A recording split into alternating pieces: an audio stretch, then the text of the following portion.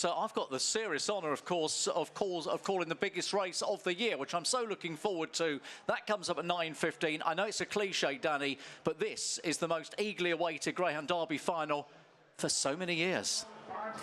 It is. I mean, we've had plenty of people saying it's the best lineup they've ever seen, or they've seen in, you know, a number of years. It's the best Derby final I've ever seen in my Greyhound career. So I mean, it's not.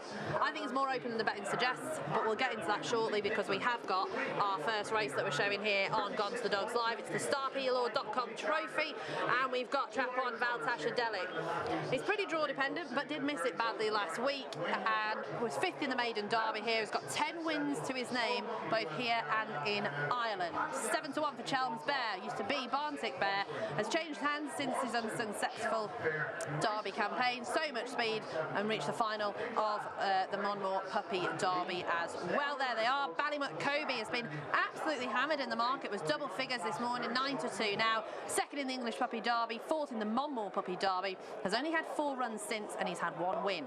Saleka Sennen, 14-1, reached 3rd round of the Derby, was beaten last in the Derby Plate in the semis last year. He's got plenty of early though, Saleka Sennen, and could well be a threat to the first bend. Bubbly Charger had bronze in the Conan and Kirby Memorial, only had 9 runs in his career and he's had 3 wins, so he's a nice youngster at 4-1. And 6 is Slick Sentinel, lots of speed early, laid it down to Bocco's Diamond in the quarters, but crowded at a crucial point last week, was runner-up in the Eclipse and in the Blue Riband as well, so this lad can run.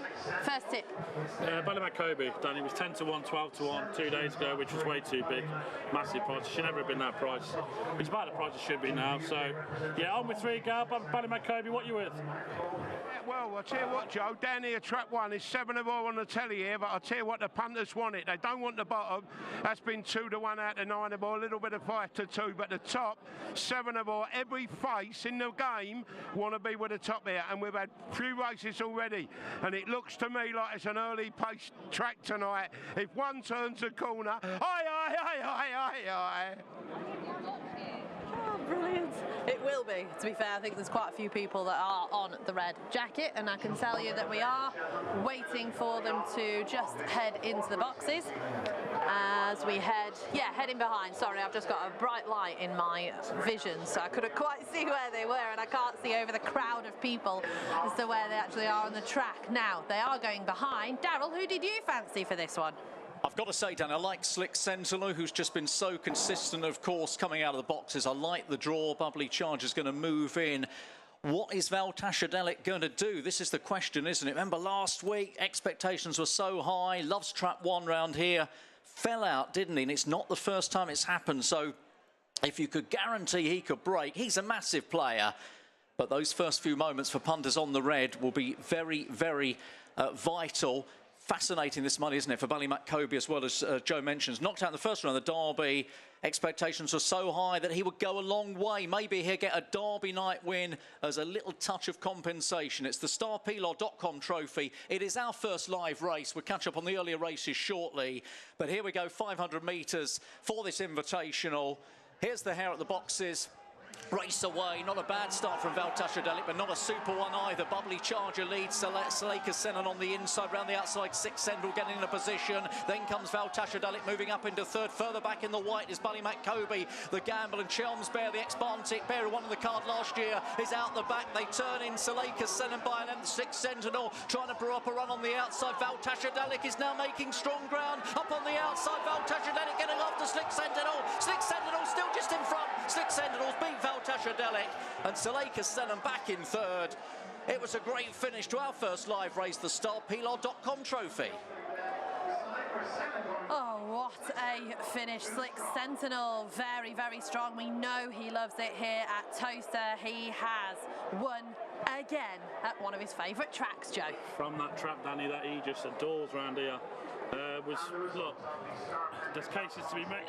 Sorry, for Slick Sentinel last week and Droopy's Buckle, 29.07 we're hearing from off the pace. But there's cases to be made for Slick Sentinel last week being desperate not to qualify for the final, as there was Droopy's Buckle as well. So a cracking performance for Slick Sentinel. Saleka Sennen's ran a monster race. He's getting better and better for Peter Harnden.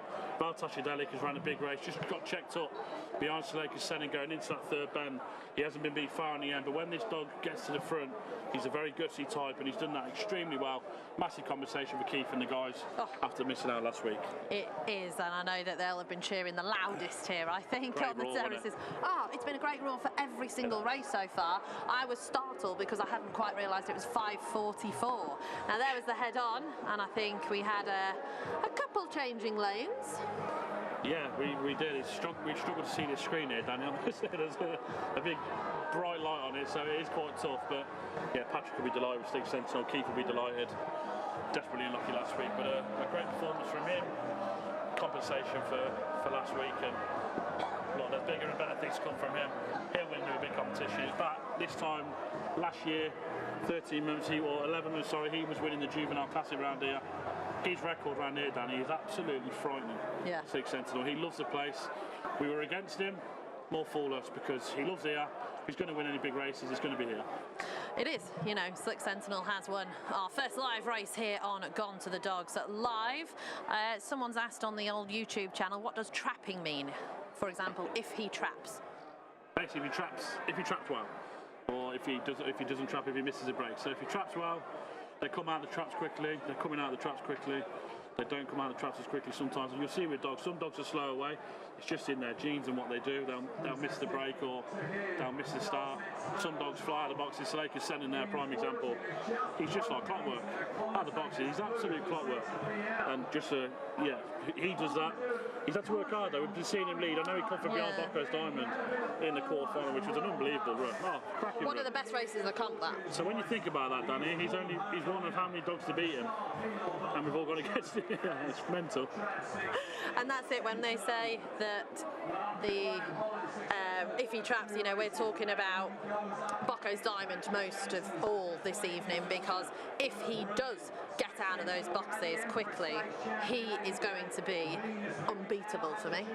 Yeah, definitely, yeah, 100%. But we see him coming into the podium now. We just lost pictures of us for a brief moment, but we've got him back. Jason's wandering around. I know I've heard him doing a few interviews. He's managed to put his own spin on a few things, I think, Jason. He is always up for a laugh with everyone that he interviews. And Emily will be doing our post-race interviews as well. Right, we've got the result through, though. Here it is. 6 Slick Sentinel, 29.07. 1 Baltashadelic, 7-4 favourite in second place. And third was track 4, Salakers Sennen, the early leader. So Slick Sentinel, cracking time, 29.07. Takes the startpelaw.com trophy. And we love this drone footage as well. Have to say, it is very, very busy. And I've been buzzing around, or me and Joe have been buzzing around all afternoon, and the buzz and the feel this year is just, it is got that festival vibe, or it has during the day when Bjorn again were giving us all our ABBA hits. But I think, you know, there's a real buzz about Greyhound racing again today. There is, and Emily, we'll come to that after, Danny, because this show has done that a lot for people. But Emily, you'll be with some delighted connections here. Thank you, Joe. Yes, they definitely all seem very delighted. We'll have a quick word. Joe, we'll go to Ron Mills first. Of course, physio. I'm sure you've treated Slick Sentinel this week. Are you pleased with how he's run after your treatment this week? Oh, he ran well, didn't he? Yes. Patrick did think he'd run well, and he was perfect in it. He just loves trap 6. Unfortunately, he got knocked out when he was out of trap 4. He doesn't like dogs on the outside of it, and yeah, very nice. And I bet him as well. Very good, even better. We'll go and have a quick word with the trainer, Patrick Janssens. Patrick, nice consolation after, of course, getting knocked out last week, but he's run very well there. Yeah, he does. He's very game, you know. He was a bit gutted last week when he got knocked out, but yeah, he stuck to the wide and he kept galloping away and he got up on the home straight, so yeah, very pleased with him.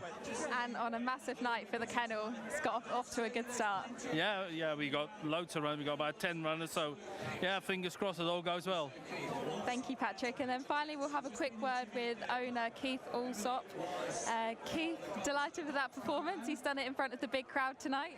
Yeah, he's done what he had to do. It pity out what happened last week, but just showed what a strong dog he is. People think he can't stay. Stay tonight, just like me. He certainly did, and he's got so much determination as well, hasn't he? He's a backler. He got a couple of bumps to come round him, but he went again. So we can ask him. A great dog, great dog. Thank you very much, Keith. Thank you to Patrick, and well done to Slick Sentinel, a very, very good winner of our first race on Gone to the Dogs tonight. Bet Clever, Bet Goodwin, proud sponsors of Gone to the Dogs. Bet Goodwin, Bet Goodwin, Bet Goodwin. Our thanks to Bet Goodwin for sponsoring the show and letting us bring all of the action live to you from Toaster for the last 6 weeks. So very, very grateful to Bet Goodwin. Now we are going to ramp it up because it is the best night of the year in Greyhound racing, and we are ready for the Derby final in a couple of hours' time.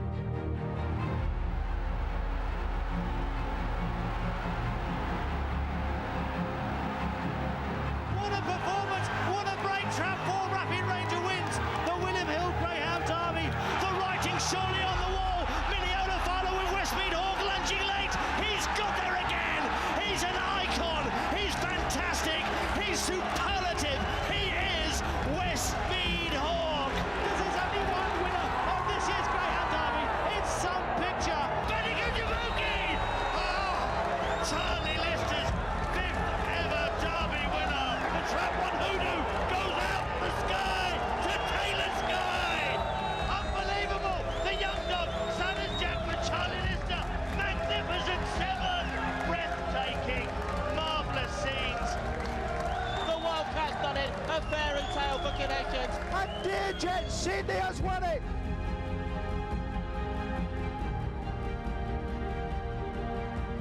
Tom Falcon wins for the Two Dragons and a Lion, but Romeo Magical has won the Derby! It's gonna be Daytime Nemo! De-la-di-da leads it for home off the corner, striding clear from Churchfield Centre by Iman. De-la-di-da wins the Derby.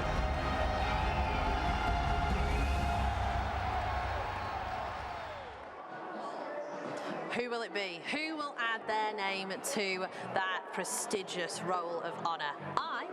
And with De-la-di-da, we're going to see what Joe's with shortly. Let's have a look at what we have in store for you this evening. We've got the 651, the Derek and Mark Burridge Trophies race. We're going over 7:12 for the Star Pelaw Stakes, and then we get into the finals. We've got the Puppies, we've got the Greyhound Trader one, we've got the Time Greyhound Nutrition Sprint, the Bitches Trophy, my nap in that race, Iceman's Girl, love her.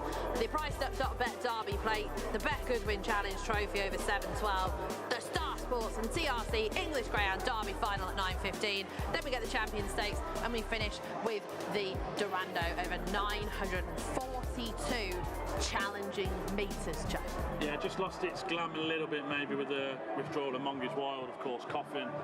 I think we were all looking forward to seeing what he was going to do last. But here are Cornelius Crackers, an early nap, Danny, with Keithville Maverick in this race here. 5-1 in the week. I thought that was too big a price for a dog who looks certain to lead if he traps. Yeah. I'm just hoping he can do that. Next best New in Cloud against Romeo Empire over 7:12. His steps have been tripped for the first time. Thought there was a goalkeeper in 2 who could maybe just stop Romeo Empire, Lamorne Alexi. That's the next best, about 6-1. And through there, Romeo Alliance, Zenib Quincy, Shadow Storm, Iceman's Girl, Kilmore Dancer, Varga, Bocco's Diamond to win the big one, Romeo Steel, and All Right Patricia to beat Ballymat Taylor in the last. I agree. Right, we're going to have a look at the naps for the team as well this evening. Joe, we've just seen Keithville Maverick. We've got Tipfield Tarquin for Hobbsy. Jason's with Headford Asher. I'm with Iceman's Girl. Emily with Vagar. Gary Droopy's Plunge. Ashley with De-la-di-da. And Daryl is with Romeo Steel. Can we get a full house? Well, I think we'll be dreaming because there's 2 in the same race. Right, let's go and join Jason Beresford for the first time. Jason. now I'm very pleased to say I'm with Graham Box, one of the owners of the Derby favourite. That must sound good, Bocco's Diamond. Yeah, it sounds really brilliant. Can't believe it. And Monday at the lunch, you went 6, 6, 6. Yeah, and we got 6. Over the moon with a draw, and well, over the moon with his price today as well. 5 to 4 is absolutely massive. If I could give anybody any advice, get on, because we're full of confidence. Well, you put everyone right last week, and we were discussing actually any other race with the form as it is, we don't think would be that price. No, he will be odds on, and because it's the Ground Derby and it's one of the best races in the world, that's why he's that price. But we're on him, and fingers crossed he does what we think he's going to do. Traps open and gone. And I read a quote earlier in the week. You said, brilliant winning the Irish Derby, love that, but you're British, this is the one you want to win. Yeah, we've won the Irish Derby, but our dream has always been the English Derby, and here we are. We're never, ever going to get a better chance, so let's hope, fingers crossed, he bangs out and leads all the way. Well, he's so popular. On the last word, I've got to say, I was talking to Bev, the reluctant Bev, earlier on, and I know why she doesn't like doing the interviews, because she's already been working. She was Agneta in Bjorn again. Yeah, a few people have said that, but she can't sing though. Well, let's hope the winner takes it all. Yep, the winner takes it all. Get on that podium.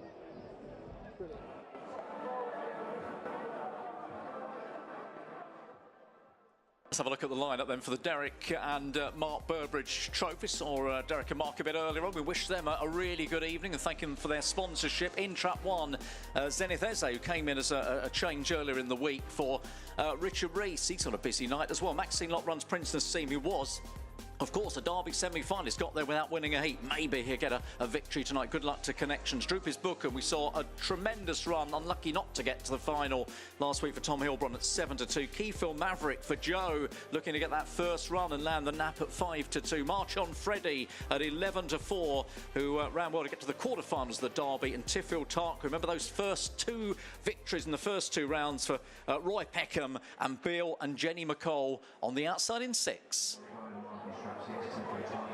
Looking forward to the Derek and Mark Burridge Trophies race. It's the 5th on the card here at Toaster. We've got 15 races. I mean, this is our marquee night of Greyhound racing, Joe. It's the best night in the year, isn't it? In our opinion, better than Shelbourne. We won't change that. In their opinion, Shelbourne will be better. They're both extraordinary evenings. They're both special in their own right. This is not just Greyhound racing down in the UK. This is a UK tradition in sport. So this is, you know, this goes back to royalty involved in ground racing and horse racing. So yeah, a special evening, and we've got a Derby final to match. It's a cracking race. It is, and they're coming out onto the track for the next race, 5th of the day. Just to let you know, we have got the Best Turned Out award as well this evening for all 15 races. Race 1 was Righty, race 2 was Fay Point Susie, race 3 Table Toppers, race 4 was Chelm's Bear, and this race coming up now, Trap 5, March on Freddie. Right, here we are, Trap 1, Zenith Eze is a puppy with a potentially big future. When once in Ireland, took his first round heat in the Derby well when beating Prince Nazim. He was Ballymacpeb, he's now Zenith Eze. Trap 2, Prince Nazim, has 8 wins in Ireland for Sean Conway, but he hasn't yet managed to break his duck in the UK. He was a little bit unlucky in the semi-finals, and he can be slightly hit and miss at Lids Rise. Trap 3, we've got Droopy's Bookham, who was desperately unlucky in the semi-finals. Looked sure to qualify before he was just clipped on the home turn for Tom Halebron. And Droopy's Bookham, 2 from 6 so far over here. And I was speaking to someone yesterday who was like, we sold Droopy's Bookham. What an idiot. Trap 4, Keyfield Maverick, very impressive to the eye in the second round. Impressive strike rate, reached the finals of the Puppy Cup at Oxford and the British Bred Derby at Sheffield as well. And it is the nap for Joe. Trap 5, March on Freddie, Puppy Classic winner, Irish Derby semi-finalist. He made the quarters of this competition tonight and then I'm just not sure he loves Toaster, but we'll see, because I think a few Shrewdies have been on March on Freddie this evening. And 6 Tiffield Tarquin, he was 2 from 3 in the Greyhound, well, 2 from 4, sorry, in the Greyhound Derby. He got to the quarters. I just love the story for the McColls, and I'd love for them to have a winner with Roy Peckham as well. Right, let's hear it from Gary back in the betting ring. What's going on, Gary? Yeah, hi Danny. Well, down here, funning up the punters, it looks like the 4 outside traps. There's nothing between them, but all the money is on the 4 and 6. But I will say one thing, Dan. Jimmy and Mick Grubb from Edinburgh, they call them the Greyhound Mafia here, and they try to get a bit 11 and 10 and fire them all Bocco's Diamond with the bookies here, and everyone's quoted them evens. So if you're going to look for, you think you're going to get a bigger price than evens down here for the final, I don't think you will. I think evens will be strong. But this race here, then, with Joe with 4 and my old pal in 6 here, Ian St Pierre, it's a match between them two for money, Dan. All right, a match between Maverick and Tarquin, and obviously you're with the Mav. Yeah, it was 5-1 when they opened up Danny in the week, and that was just a way too big a price for a dog who looks certain to lead as long as he traps. You've got to then catch him, and he doesn't stop when he's in front. So just hoping he can go clear. If he does, 5-1 or way too big. Darryl, call him home. Thank you, Danny. They are loading up the Derek and Mark Burbridge trophies, coming up here over 500 with 2 Derby semi-finalists and 3 quarter-finalists. Zenith Eze coming in, of course, as a change midweek for Richard Rees. Well, the young pups on the card tonight. The bunny is sent on its way. Approaches here for race number 5 on what could be a historic night in greyhound racing. Race away and off they go. Lovely start. Prince Nassim leads up Tiffield Tarquin, and between greyhounds, Keelfield Maverick will go to the front. Will go to the front of the corner and lead by a length and a half, heading down the far side. Zenith Eze trying to move up. Shuffle back was Prince Nazim, but Keelfield Maverick has got a lead of about 5. Well past halfway. March on Freddie starts to step forward now, getting after the leader in second. Then comes Zenith Eze in behind those Droopers Book and running on. Keelfield Maverick. March on Freddie is looming large. Keelfield Maverick from March on Freddie. Freddie late and got there. March on Freddie, Keelfield Maverick, Zenith Eze's run a stormer in 3rd. Oh, what a dog he is. March on Freddie. Probably the only dog in this field, if he turned handy enough, would have been able to pick up Keelfield Maverick, who was so brave, but he's just gone down on his sword there, Joe. Just watch how he comes away, Dan. He hasn't come away at all. Showing that pace into the bend. The right was on the wall a long way out. I thought he was finding a little bit more key for Maverick, but look at Maverick here. He doesn't trap one bit and shows that awesome early speed into the bend. And from here, how on earth has March on Freddie got a run? Tiffield Tarquin's moved in. Oh, he's come out the second lap. How he's got a run, I don't know. But look, he's a special ground in his own right. Semi-finalist of the Irish Derby. This track isn't for him, but he's got all the speed in the world. And when he turned there, I knew we were in big trouble, but a cracking run from him. Keelfield Maverick ran well. If he would have broke, he would have won. Yeah, I mean, you literally said to me, oh, he's going to pick him up. So he has, because he's such a strong runner. He's such a big boy as well, you know, 36, 37 kilos. He's got that massive stride on him. And Toaster, for me, no, it's not his perfect track, but when he gets straightened up on the straights, he's just electric. Now, he has had Tiffield Tarquin come over him ever so slightly, but it doesn't matter because March on Freddie doesn't trap particularly quickly anyway, so he's managed to show that he's got a racing brain by getting himself into that position on the outside of him and just kept himself out of trouble. Yeah, definitely. There was a little bit of trouble on the run between the first and second bend as well. Tiffield Tarquin's moving in. Prince of Scene moved off. They've come together again. Then out second bend. One's tried to show pace. Zenith Eze. He's just gone around the outside March on Freddie. We said here, Danny, oh no, we're in trouble. We knew what was coming. He's done it really well. And to come from off the pace against a proper dog like Keelfield Maverick when he's led takes some doing. But if he would have tracked Keelfield Maverick, he would have been further clear and he would have out.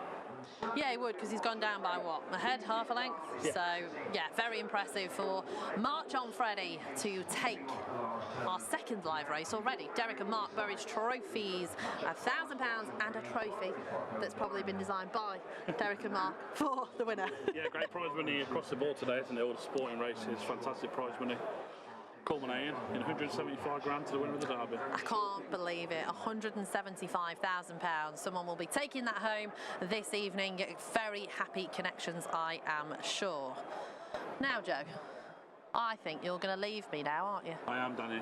Have a great night. See you later. Full of sentiment, that was. Full of sentiment, everyone. No, you are going to go and support our main man, Gary Wiltshire, down in the betting ring, because it's going to get busier. So it's going to be a cracking night. I am going to have Ryan Keneally with me shortly. We've got a little surprise for the 7:10, so stick around with us for that. And thank you to all of the sponsors this evening as well for giving your hard-earned cash to our sport and making sure that we can put the very best of Greyhound races together for you this evening. And there is March on Freddie. He knows where some podiums are. He certainly does. He's been an unbelievable ground, hasn't he? And look, there's still plenty more to come from him. He's not even 3 years of age yet, so loads more to come from March on Freddie. Wouldn't be surprised to see him being stepped up in trip, maybe, Danny. You know, strong running tight, but I'm guessing Sussie's Cup might be the next plan. You know, big long straights at home might suit him, so I'm guessing that'll be next. We'll have to wait and hear from David. We will. So we will hear from them shortly. I'm not sure they'll have their plans figured out just yet, but we will see this lad for sure in the future and maybe over slightly further. Emily, what a cracking run. Definitely a great run. I think the writing was probably on the wall as they went down the back, but we'll go and get some reaction. We'll go to Julie Mullins first. Julie, a very, very pleasing run. How was it watching it from the middle? Did you sort of know that he was going to get up or unsure? Well, at the back straight, he still had a bit of ground to make up, but going into the last two bends, I thought as long as he gets round without having to check up, I thought he could pick him up. But great to have a winner on Derby final night. Sorry? Great to have a winner on Derby final night. Yeah, it is. Pity it's not the big one, but you can't, you know, still a winner, so yeah. Still definitely great to have a winner. We will go round and get a quick word with George Watson, the owner. Currently talking to Hobbsy, but we'll jump in and have a quick word. George, obviously owner of March on Freddie, pleased with that run? Very pleased with the run. Yeah, he looked like he broke better tonight. He kept himself out of trouble. As soon as he turned handy, you're going to think, you know, he should be there or thereabouts. And even though when you're standing from up there, you're still thinking he's got plenty to do, and the four's not stopping. But you know, he done well. He's got that sort of exciting running style, especially over four bends, which is always great for a Derby final night crowd, isn't it? It is, yeah. I mean, the style of his running has always been great, but here it probably, you know, you'd much rather be out and gone. But you know, he's picked these up well enough. You know, it was a great run. Yeah, and before the Derby, there was quite a lot of talk about how he might not suit Toaster, and he had a good enough run in the Derby, but to win on Derby final night, that's all you can ask for really, when it maybe doesn't quite suit his running style. Yeah, I agree with that. You know, he seems to prefer like Nottingham or Hove or somewhere with a bit of a run up, and then he can hopefully turn on terms, and it may be a bit easier to pass. But you know, well, it is this is where the Derby is, so it's horses for courses, and that probably doesn't suit him the best, but you know, he done well enough tonight, so I'm pleased. He did very well tonight. Thank you very much, and well done to March on Freddie, a winner that the crowd certainly loved. March on Freddie wins 28.89, cracking time from off the speed, 100 to 30, beats Keyfield Maverick in trap 4 at 5-2 favourite, and trap 1, Zenith Eze has taken that third spot, used to be Ballymac Pep. Bet clever. Bet Goodwin. Proud sponsors of Gone to the Dogs.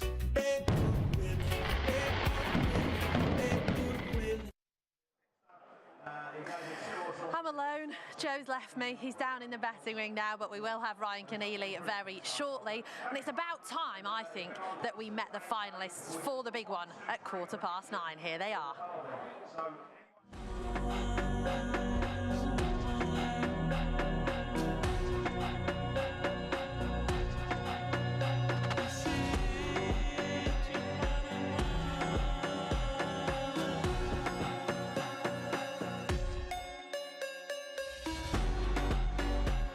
Third, staying on his Droopers plunge, then comes in fourth place Keyfield Maverick. They're down the lane, Bonco's Diamond by a length, they're queuing up to challenge. Slick Sentinel wears him down, and on the far side Droopers plunge came late as well.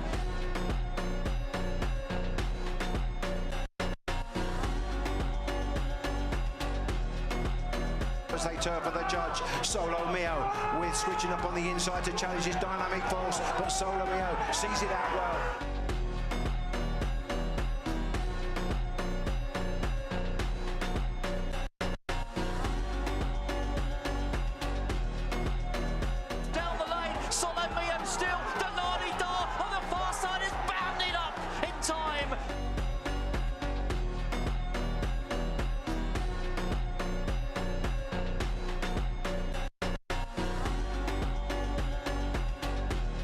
as they turn for the judge. It is Bombay Pat with a clear lead. He missed his break, but he's got the job done all right.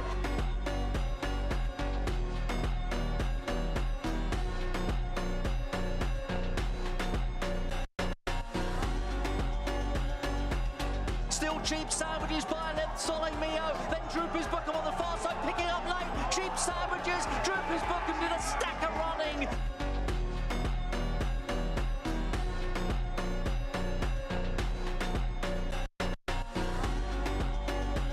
And off the turn, Bocco's Diamond by 3 lengths. He's charging home. He'll be in the final with his kennel mate Cheap Sandwiches, and with them, Droopy's Plunge back in third for Patrick Janssens. He's also in next week's big showdown.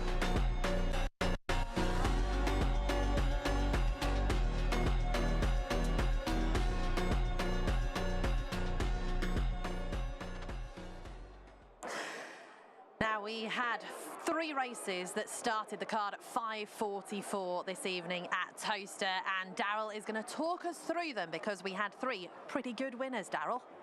We did. Don't want to give it away because there will be those who have tried to steer clear of the results. So here's the lineup for the Jimmy Wright Memorial Stakes, being run in memory of the wonderful Jimmy Wright. We all miss so much. Fay Point Harvey, Graham Holland with 6 runners tonight. 4-9 favourite over Moving Force at 7-2, and it was 7-1 bar. Trip was 500.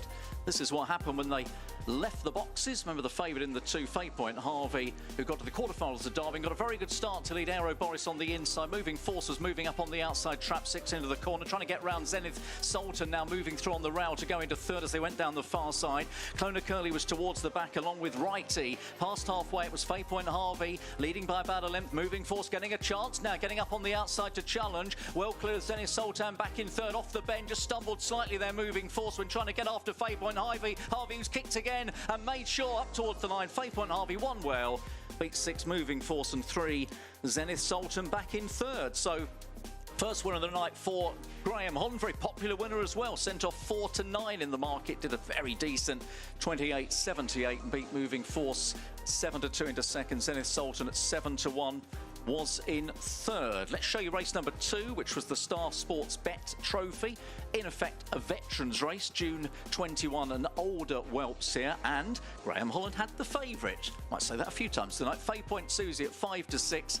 Coolio Gold was 9-4. 9-2 Leah's Dream on the outside, and 8-1 bar those.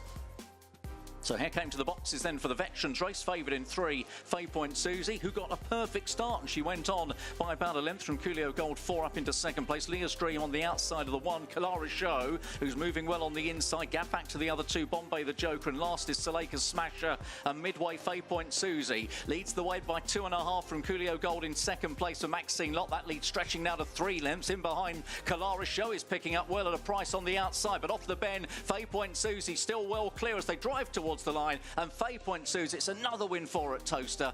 Goes on to beat 1, Kalara Show for Coolio Gold in third. So 2 races in, 2 winners for Graham Holland, 2 winners for Ireland, and 2 winning favourites, both odds on at 5-6. 29.06 beat Kalara Show 28-1.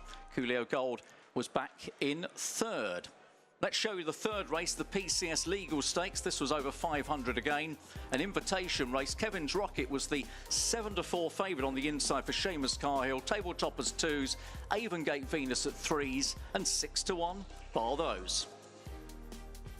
PCS Legal Stakes, then race 3 on Derby final night at Toaster, and they race away. Quite a level start. Gunslinger just moves on, but here's Avengate Venus now with plenty of early speed on the outside. She's taking control as they run down the back straight then from Gunslinger in second. 2 lengths back to Uncle Freddie. They're well strung out at halfway. Kevin's Rocket, the favourite, is only 4th. Then Table Toppers. Teddy is last. They go towards the final bend. Avengate Venus. She shows the way. She leads by a length and a half. Gunslinger trying to get a run. Looking to switch to the inside. Then the 5, Uncle Freddie, inside the distance. Avengate Venus is still well clear. Uncle Freddie challenging for second. It was very tight with Gunslinger. Avengate Venus wins. Wins here for Phil Milner. That's an 8th win from 12 at Toaster at 3-1. Did 28.78, matching the time of Fay Point Harvey in the first. Gunslinger second, 11-1. Uncle Freddie, and a big price for the TriCast in third, Danny. Thanks very much indeed, Daryl. Now I have got a new person with me and he's someone that you probably know if you've been to the Barking Mad Betting YouTube channel. Ryan, I'm going to make you do your own intro because apparently you're pretty good at that. Hi, I'm Ryan Keneally, and this isn't Barking Mad Betting. Good to see you, Danny. Thanks, Ryan. Thank you. I think we've had a bit of an upgrade because Joe's gone down there. I've got the better brother, I think, as well with me this evening. You are absolutely spot on there, Danny. Thank you very much. I'll treat you that 50 quid later on for that. Thank you very much. Right, so apparently you've not done quite so well as you usually do, maybe on the graded races and what have you throughout the Derby. You're having a little bit of a, not a losing streak, but you're not exactly, you know, firing them in at the moment, are we? I'm probably not. I've just been called out by Tony Cotty over there as well, actually, on the channel where he's backed the last 3 dogs and yeah, they've all not won. So, Tony, I do apologise to you. I'm not having the best of Derby so far, but yeah. If you're going to make it right, tonight is the night to make it right. So I've got to believe in myself because no one else does at the moment, Danny. Makes for good viewing, though. Right, we've also got another upgrade, or is it, in the commentary box. It's Mr. Ian Fortune. Ian, how are you? You need to press your button. Excuse me, Danny. They let me in. I'm sprouting the Shamrock. I'm here supporting the Irish, and we've picked a race early enough in the evening that I'm actually corpus mentis. I can actually continue to talk relatively clearly, and hopefully we'll get over the line with this 6-pen race. Darrell was keen for me to do the Durando, but I don't think that was a good idea. 2 full laps at that stage of the evening would have been pretty blurry, but instead he's got me to do the 6-pen race, and we are, well, more than delighted to be here. Wonderful occasion, great crowd, and I can't wait for the big one. Well, I know that you've been championing Bocco's Diamond as well, Ian, and I know that you are all in the Diamond camp as well, aren't you, later on? Absolutely. Nearly the first people I bumped into this evening were Bev and Graham, and just a few moments ago I bumped into Austin Whelan. So I've got the full Bocco's Diamond treatment since I arrived in, and all is well in the camp. They're all very confident and just hoping for a level start, and I suppose that's all we can hope for, a level start in the Derby, and then may the best dog win. And listen, the odds are that it'll be an Irish runner, but we have to look forward to this 6th race in the card first, which is the Star Pelaw Stakes over the 712 metre trip. A wonderful distance, this one of the best trips here at Toaster, and we've got 6 very talented stayers. We do, and they are about to head out onto the track. I've not heard the fanfare yet, but it will come. Ryan, who did you fancy in our first 6-bender? I want to be against Romeo Empire here. I think this is quite a stiff test for Romeo Empire, stepping up in trip 712. I think there's a little bit of pace in the morning. Let's see in trap 2 as well, can stop him leading. Now, look, if he traps out and pings, then there's every chance he's going to go and win. But I think I can get him beat here. New in Cloud, All Right Gordy. I'm going to just go with New in Cloud. I think it's a slight drop in class here, but All Right Gordy will be flying home around the outside. But I think I can get Romeo Empire beat here. Okay, so trying to get Romeo Empire beaten in this race on his first step up to the 6-pens. I mean, he's looked like a natural stayer, really, because he's been so strong in the finishes. But sometimes it takes them a while to just get used to that 6-pen trip, doesn't it? Yeah, I think if this was saying one more 6:30, I think I'd be all over Romeo Empire, because I think he's craving out for that step up the trip. I just think that the 712 metres at Toaster is a real test of a dog, and your first, like I said, Bounty Bear did it last year, first time up, but I don't think Romeo Empire's got probably the same level quite what Bounty Bear was at that point. So I just think that Romeo Empire, I think he'll need this win, but I think 6:30, one more will be more his trip. We'll see how he gets on this evening. Savannah Marapi, we just saw, was 3rd in the BGBF Puppy Cup, British Breeder Stakes finalist as well. Lamorne Alexi was in touching distance of Monge's Wild last time and has 6 wins over 600 metres and further.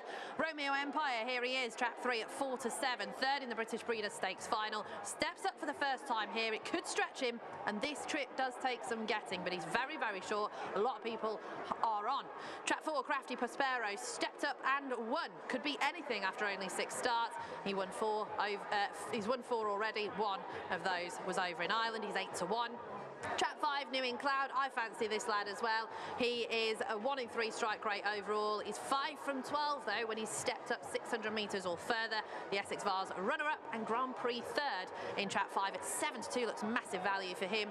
And All Right Gordy, little brother to All Right Patricia, who we're going to see later on this evening in the Durando. 10 wins over 700 metres plus. He picked up a niggle in the golden jacket, but he looks like he could be back to his best. Right, we're going to have a look at Romeo Empire in the Derby quarter-finals, and this was a belter. It was, yeah. If you look now, he's over the full bench. He's not got the best early pace, but he stays all day long over the full bench. His middle pace is frightening. Again, you're going to see now he looks like he's just craving out for the step-up in trip here.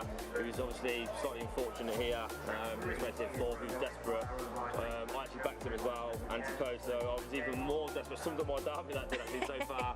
But no, if you look at this race now, he's doing all sorts of running there. He's desperate to go out, but then he's flying home to the pickup. So yeah, very interesting now this race. Yeah, because you can see as he's heading round to the pickup, he is still passing dogs as well. So it is going to stretch him, I think, this 7-12. But if he gets that flyer, I think he's going to do all right. Right, we're going to go down to the betting ring. Joe. Thank you, Danny. Yes, it's heaving down here. I'm down here now with Gary. Gale Force wins now, Gal. Where's the money going? Yeah, well, the favourite, they can't get it in here, Joe. Honestly, they cannot get the favourite in. 9-1 on, 2-1 on, 7-1 on. I think it's bigger on the exchanges as well. You know, the bookies, if they don't play the game here and go 8-11, or they ain't going to lay it. All the money to the 5 dog, New Incloud. They put up 4-1. I think you'll be lucky to get 3-1 there, Joe. But, you know, what a crowd here, and it's fantastic, isn't it? What ground race is all about. Tips and winners, son. We're trying. The Nap was desperate. Keithfield Maverick was ungodly. Look at the faces down there. Look, 1, 2. You got Mickey, Grub, Edinburgh. They're all over the world. They've come from here tonight. Unbelievable. Gary, you've worked on this event for years and years. How special is it? I was at Wimbledon when it was the Sky with Dave Lawrence, and we never had atmosphere like this. Come on, fight dog. Come on, the card. Over to you, Darryl. Yes, I'm afraid it's not Darryl, it's Ian here. We're going to call home this 6-pen race. As I said, they're trying to get their money's worth out of me, but the flag has been waved there and the hair in motion. I won't go through the 6 dogs. Got caught out last year. Short run to the traps and away they go on a flying start by 5. New Incloud, but Romeo Empire has pushed a nice pitch on the inside and now challenges. And Romeo Empire, given his middle speed, you would expect him to go into a clear enough advantage from 5. New Incloud and 4. Crafty Prospero, but out front and 3. Romeo Empire continues to set the pace. He's about to enter unknown territory. He's gone on by 5 lengths. In second is 4. Crafty Prospero. Then comes 5. New Incloud and 1. Savannah Marapi. 6. All Right Gordy and 2 moving. Lamore Alexi, but 3. Romeo Empire. The wheels haven't fallen off just yet. He's still on by 4.5. 2 in second. 4. Crafty Prospero, but it looks like Romeo Empire has done enough. And Romeo Empire, he got to the front early, and that was the difference. Goes on to score from in second. 4. Crafty Prospero. It may have been New Incloud just holding All Right Gordy in 3rd and 4th, but Romeo Empire for Dave Firmiger and Patrick Janssens, perhaps a sign of things to come. Patrick will certainly believe and hope that that is the case.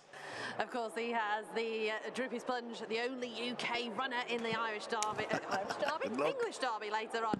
Right, we've got Romeo Empire winning on his first step up to 6 pens. Barntick Bear did it last year. I've got a new betting kind of strategy. He's shown all sorts of bravery there at the first bend as well there to get him. New Incloud actually took a flyer there and thought, right, it's probably going to be the winner here. But he's shown really good determination to them first bend, and then he's just gone on. It was never in doubt, really. So when he got around the 3rd bend there, never in doubt. New Incloud probably disappointing. They're quite flat run there. All Right Gordy, too much to do. But yeah, I think there's quite exciting times ahead now for Romeo Empire with 6 bends. Yeah, and the thing is, I think he'll be quite a versatile type over the different trips that we have as well over 6 bends in the country. I wonder if they'll go 3 steps with him, or if they'll target one more, 6:30. So yeah, but it'll be very interesting now to see what his next steps are. He's an exciting pup, Romeo Empire, and we will have the time confirmed shortly. There is 42.92. I did hear it and then I forgot it immediately. So 42.92, quick. Yeah, quick. Yeah, like I said, he's done it well. He hasn't took a flyer, but his middle pace that you've seen, 4-bend middle pace, is just he's just stretched him out there. So yeah, I think first look round 7-12 Toaster. I think there's plenty more to come from him now. Said he's going to have a very, very exciting summer ahead. One thing I will say though is I don't think he wants further than that. For this moment in time, that is as far as Romeo Empire wants. He'll have faced far stiffer challenges than that. It was a good level race, of course, but going to these competitions later in the summer, that'll be the 11 of dogs that he's up against will turn a little bit closer to him. So yeah, I think that's about as far as he wants for now. Superb effort from Romeo Empire for Dave Firmiger and Patrick Janssens. You can see him here coming home, and he's still strong in the finish here over the 7-12. He's got a little bit closer, Crafty Prospero in the closing stages, but for me, New In Cloud just never quite got into the race. Yeah, when he took a fire like that, I thought, okay, he's probably going to win it, even if Roman Empire got inside him for a period of time. But yeah, he's run quite a flat race there, New In Cloud. I'll probably just keep an eye on that. Might have a little rest now. He's had quite a long campaign recently, so yeah. What I will say though is, obviously we've had Vermithor withdrawn, Monge's Wild withdrawn, Coffin. Yeah. There's potential that the dogs from the Mark Wallace kennel aren't quite going to be at their peak tonight. Yeah, and tabletoppers as well ran a bit of a confusing race as well, really. So yeah, I would just keep an eye if you do fancy Mark Wallace dogs, and I fancy a couple. I fancied a couple. Me too. Yeah, just keep an eye on that. Maybe press some cash out buttons. Yeah, I think the cash out button will be used quite a few times, to be fair, but I'm hoping like Vagar, and we've got Kilmore Dancer later on, and Ballymac Taylor as well. I mean, she's been running flat for me, but we've got the results of the Star Pelaw Stakes. Romeo Empire Trap 3, 42.92, lands the odds 4-7, beats 4, Crafty Prospero 10-1, and third was Trap 5, New In Cloud, 3, 4, 5, the numbers in the frame. Right, let's go to Emily. Thank you, Danny. Yeah, Romeo Empire, very, very impressive. I was hopeful for a second when New In Cloud trapped out like he did, but wasn't to be. Romeo Empire, a very, very impressive winner. We're going to have a very, very quick word with Cheryl as she's busy in the next race, but just quickly, he seemed to say that well enough. He did. We always thought he was going to stay. That was going to be his future, so good night to try. Perfect, thank you. I'll let you get off for the next race. We'll have a word with owner Dave Firmager. Dave, Romeo Empire, very, very nice run. Are you pleased with that? Yeah, very. He broke well enough out them boxes first time, so yeah, pleased. You can't do no more than win, can you? Exactly, and he showed a really, really nice burst of early against that field as well to get him to the front, which helped. Yeah, I think he can break. He just lacks a little pace between 2 and 3, as been shown against the 4-bend dogs. But in general, I think we've been waiting for the chance to put him in trip. It's just the Derby was on, and it just made sense to put him in the Derby. So I think his future now, his future races will all be over 6 pence. Have you got any sort of immediate targets for him? I don't know. I'll leave that to Patrick. I'm sure that. Oh, actually, we did.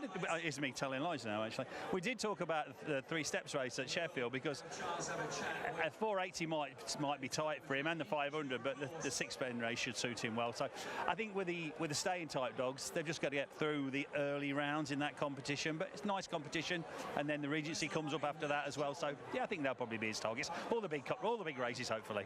And he's proved he can do it on a big night in front of a big crowd. So that's the main thing. Yeah, that's the main thing. Yeah, big crowd tonight. Yeah. Lovely. Thank you very much, Dave. Thank you. Bet Goodwin, proud sponsors of Gone to the Dogs. You stopped me like a red light. Bet Clever, Bet Goodwin.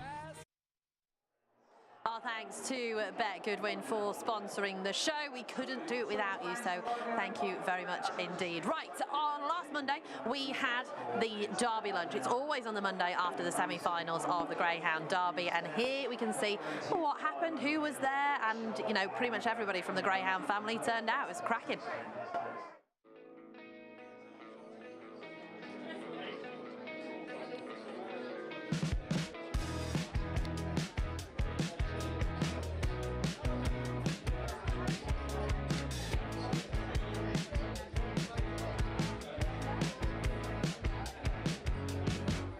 So there we have the draw for the 2025 Star Sports TRC English Greyhound Derby.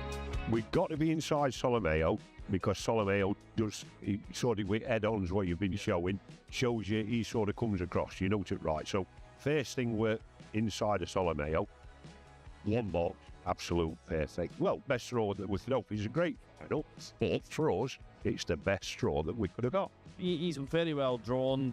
2 will take a step to the right. If he gets unscathed around the first 2 bends and from halfway, if he's not too far behind, he's a massive runner in my opinion, you know what I mean? And I have all the respect for the other dogs because they're all fantastic greyhounds, you know what I mean? But draws win races, you know, and I'm not saying he's now a sort of 6-4 chance, not at all, you know what I mean? I think he's a genuine 10-1 chance. He's shown great track craft, and he's braking fast enough. I think, you know, you could make it. I think when he was in 2 last night, he probably gave it Adam just one little tap, and then he straightened up and went. There's sense when the dog is outside him, you know, and he's clever enough. he's just so eager. He's young, but I think when he settles down after a while, like he is a natural. He will be a natural inside runner, and that's it. But you know, we'll see. Yeah. You know, the wife asked me about what draw do you want. I said anything, either 1 or 3. I don't want 2. And you've got 2. And I got 2. Ideally, I would have liked to see Sally and 1, Lunch and 2, and him in 3. That would have been ideal. but it could work out. You know yourself, it doesn't always happen the way you think it might happen. It's all down to what breaks. I think if he breaks well, he's in with a chance. If he doesn't, he's in trouble. I think it's my 11th or 12th derby final. I mean, it's getting ridiculous. But look, it's fantastic, and it's a privilege to be in the final, don't get me wrong, you know. But we want to win it. And, you know, look, Tim Waldbish's ran a cracker, Croker's jumper ran a cracker, Kildare ran a cracker. But, you know, and we need a big run from your man Saturday night. It's as simple as that. But can we win it? Of course we can win it, but he has to trap. And, you know, everyone's going to say the same. I don't think you could really take anything out of that final and say they can't possibly win it. They can. So that's it. It's all on the night. That's it, you know. We'll be trying our best, you know. Listen, the draw is the draw. That's where we are now. We've come up with that trap on Saturday night. Of course, look at him. Maybe you might be a little bit frightened that Peter's dog is drawn inside him, but look, he's a pup. Maybe the occasion, you'll be hoping the occasion is going to get him in a way that he may not trap as good as that, but Balco's dog is terribly well drawn. I suppose that's the one thing that would scare me. I think he's terribly well drawn. The lads were saying, so that nearly take 4, but it's all about trap price, and from here to the cameraman, first lint I think will mean a lot. Yeah. Look, we're hoping for the best. Look, the draw. He overcame adversity before. He came out of 4 last year. He was the worst dog in the race. Hopefully he can do it again. Any soft thoughts? Same as that. Are you were in a bad way Saturday night? Yeah, before and after the race I was in a bad way. Yeah, I held myself together okay though with the interview, but yeah, the draw, look, it could have been better, but it could have been, look, it is what it is at this stage. Just got to get on with it. Hopefully, like Liam said, he pings out and look, the rest hopefully will be history. How you feeling? Great. Fantastic. Fantastic. Great to be here. Enjoying it? Absolutely incredible. You tried the food yet? I have, yeah. Food, lovely. Loved it. Very good. At the Laddie Dar, he's a special ground, isn't he? Absolutely. Special down. We've been coming over now for, maybe 15 years. We started down in Wimbledon, so, you know, we have to thank everybody here for doing what they do, and we have to thank all the gang at home because they allow us to escape to come over here to do this. So, yeah, we're just excited, very excited now for Saturday night. Right, have you been home to get your ironing board?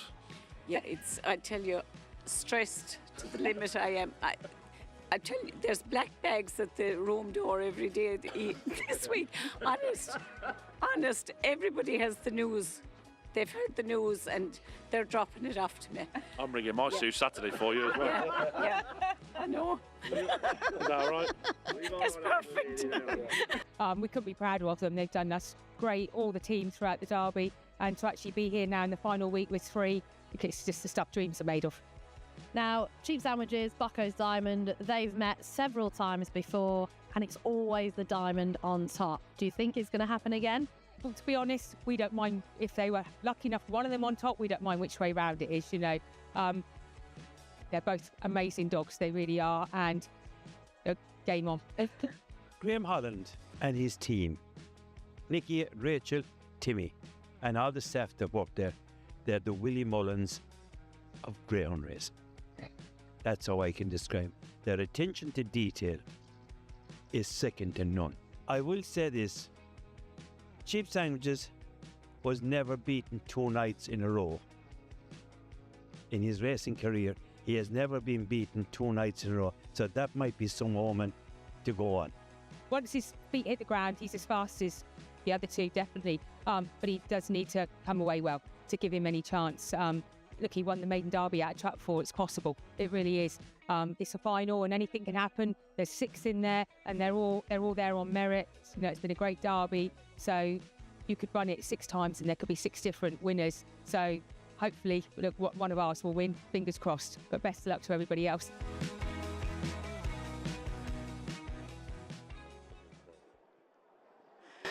Can history repeat itself today, the 14th of June 2025 at Toaster Racecourse? Our thanks to Star Sports for bringing us 1, the Greyhound Derby final itself and the competition, and 2, this show to you live. So thank you for Star Sports for getting behind Gone to the Dogs Live. Download the app, visit starsports.bet or call that number on screen as we gear up for the next race. It's the JR Racing Puppy Trophy final. You can hear the fanfare in the background. That means they are coming out onto the track. Now, I know you've just been filming for your Barking Mad betting while we were watching the Derby lunch highlights.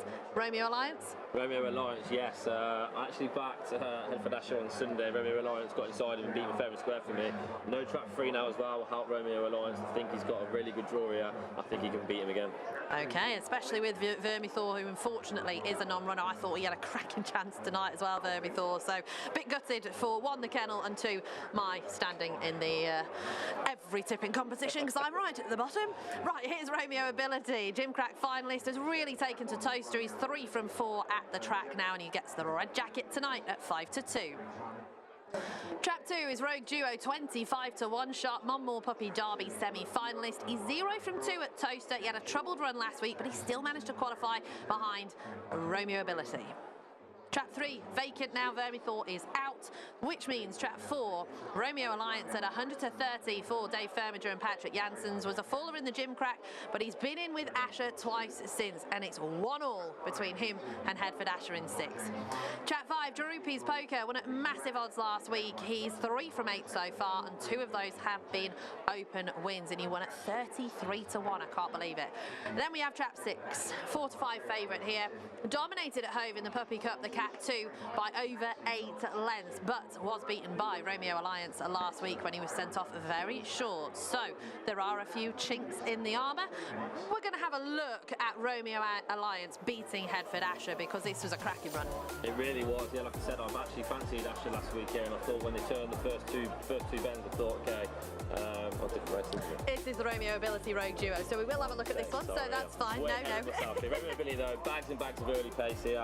Times wouldn't be the flashiest, but really determined at the bend now. He's one of them dogs that just loves to get to the front. Loads of early pace here. If he comes away like he did, he has been doing, then yeah, he's a massive player here. I just think that might be a step up in class for him. Okay, so a step up in class for Romeo Ability. We are going to have a look now at the Romeo Alliance and Headford Asher race shortly. Trap 3, like I say, is vacant, so 5 dogs here. We've also got Mongies Wild out of the Durando if you have just joined us. Mark your card, 9:15. A few people have been asking when the Derby final is. 9:15 this evening, but this is the race. This is the race now. This is the exact race. Yeah, so like I said, when they turned the first 2 bends there, I thought, okay, Asher probably win it, but they gave it a right good booker there, Romeo Alliance. It was 2 top pups going head to head, bang at it, but yeah, I just think Romeo Alliance can get the better. He seems to be staying slightly better than Asher. Seems to enjoy Toaster a little bit more, and I think history can repeat itself here. So yeah, I think Romeo Alliance can just pretty much do the same race he's just done there. Well, that's the thing as well. He's got the inside line with Headford Asher again. He's got Trap 3 Vermithor out of the running as well. So even if he does slightly move out the boxes, he should be clear. Absolutely, as long as he can avoid Romeo Ability in 1 and just chop the bend, then yeah, I think Romeo Alliance is to win this. So we're just about to load over at Toaster. This is the JR Racing Puppy Trophy final. Daryl, call them home. Yeah, and I wonder if JR Racing can win their own race, Danny, of course, with Headford Asher on the outside for Maxine Lott. We're about to find out as the hare is sent on its journey. Race number 7 already of this mega 15-race car, the Derby final in, what, about an hour and 45 minutes. Here we go. Race away, lovely start, Rogue Duo on the far side, Romeo Ability. Romeo Alliance in the 4 is moving up as well as they go to the first bend. Force very deep, Headford Asher. 5 can't get a run at the moment. Droopy's Poker in between Greyhounds. Headford Asher starts to make real eye-catching headway though, getting after Romeo Ability at halfway. Romeo Alliance still there though on the inside rail as they head towards home. Headford Asher now dropped 2 lengths off the pace. Here's Droopy's Poker for another major upset. Romeo Ability. Droopy's Poker in second. He's trying to pull off another surprise, but Romeo Ability. It's 3 winners on the night for Pat Janssens. Droopy's Poker's run another stormer, and Romeo Alliance back in 3rd. Romeo Ability has won the JR Racing Puppy Trophy final. $2.5 grand to this pup, who is now 6 from 9, and he absolutely loves it here at Toaster. He loves it more than I do at the moment, Danny. Deary me. Oh, well done, Romeo Ability. Romeo Alliance there. He's just managed to run, I think, into every single leg of Romeo Ability there, and finished there. So It's one of those things in puppy races, though. They don't always go to plan. They're still all learning on the job, aren't they? So it is one of those things. Right, we are going to Emily because she's with Patrick. Thank you, Danny. I am with Patrick. He's having a pretty good night so far. Is that 3 winners on the trot? Yeah, that's it, you know what I mean? But no, this one is a real nice puppy, you know what I mean? When you saw his race at the gym crack, he flew to the bend and he sort of caused the trouble a bit because he wouldn't give in, you know what I mean? But no, he has a really bright future. He won his last 40 and now we're toasted on the trot. This is sort of more his track. He starts, he stays, you know, so yeah, very, very pleased with this little dog. And his brother is very good as well. It seemed like such a brave performance. Lovely markings as well, with the sort of the half-white head. Yeah, there's 2 winners tonight for Romeo Magico because Romeo Empire is Romeo Magico is his dad, and he won the Derby here. He loved Toaster, and Fabulous Azura is their auntie. So yeah, they got a great family. Like I said, the night is going, does it bode well for the Derby final? There you go, he's getting on his winner's jacket. But the dogs seem in good form, which of course, very good for a Derby final. Yeah, that's it, you know what I mean? Hopefully we didn't use all our luck, so no, but no, this is a real nice puppy. Always thought the world of this dog from day one, really. He had a bit of few issues, sort of thing, with kenneling and everything, but like today was a race 7 and he kennelled absolutely perfect, so very pleased with that. Perfect, well done. Thank you, Patrick. Well, it was a superb effort. We're going to watch it again here. Rogue Duo got a good break, but Romeo Ability, Ryan, just came sweeping up the inside, and he's taken a couple of knocks himself there. Yeah, we said, didn't we, watching the heats back last week, that he's got such a determination, this young puppy here. So, yeah, he just drives the bends. He wants to get to the front here. He got a little bit of looking, I guess, but when you're in the front of races there, you deserve that look. And yeah, really, really good performance from him there. It was superb effort from Romeo Ability to win and hold Droopy's Poker in second place. Of course, just the front 2 needed for this one because we had the withdrawal of Vermithor. But the head-ons, I mean, I love this look. And Romeo Alliance, I mean, he was on his own up to the first bend. He had all the room in the world. When he came out like he did, I thought, right, I've won it, ka-ching. And the curse of Ryan Keneally struck again. But no, the head-ons are such a good betting tool for people to look at. They get to see then what kind of run the dogs get. I just seem to be being a bit like Mr. Magoo at the moment. Well, I've just been watching you doing your in-race stuff that you do for your Barking Mad betting. If you haven't followed the channel or subscribed, by the way, do make sure you do so, because this guy is very entertaining, especially when he keeps losing money. So, I mean, I shouldn't laugh at your misfortune, Ryan, but it makes for good telly. If we can't laugh, what can we do, Danny? Cry buckets. I do when I turn the camera off. That is literally what I do, just me. He'll have puffy eyes tomorrow. Right, there is the winner. He's a gorgeous dog, isn't he, Romeo Ability? Beautiful dog, yeah. I'm not his biggest fan right now, but yeah, no, absolutely beautiful dog, a stunning dog, yeah, very good. Fabulous. Romeo Ability has won for the 4th time over at Toaster. I'm going to be on my own shortly because Ryan's got to actually work as well. I am, do your second job. Still filming, yeah. I've got to try and turn this night around somehow, so yeah, pray for Ryan, please, people. Nap tonight? Nap tonight. It's already been a loss, so my nap tonight going for, I think Zenith Quincy here can win at a good price, about 7-2, 3-1. I think the dogs, there's a big run in this dog waiting to happen here, so at a good price. You just need to do it right at the start. So, but I think at the price, I think there's a big run in this dog and he can win. So fingers crossed. I agree. I think he's got a big chance this evening. So, Ryan, thank you so much for stepping in to the breach when Joe left. Happy to help as always, Danny. Pleasure, and just well done on what you're doing. It's brilliant, by the way. Thank you very much indeed. Right, that was Ryan Keneally from Barking Mad Betting. This is the result for the JR Racing Puppy Trophy Final. Romeo Ability 11-4 in a time of 29.11. Beat Track 5 Droopy's Poker 14-1, and 4 Romeo Alliance third, the 100-30.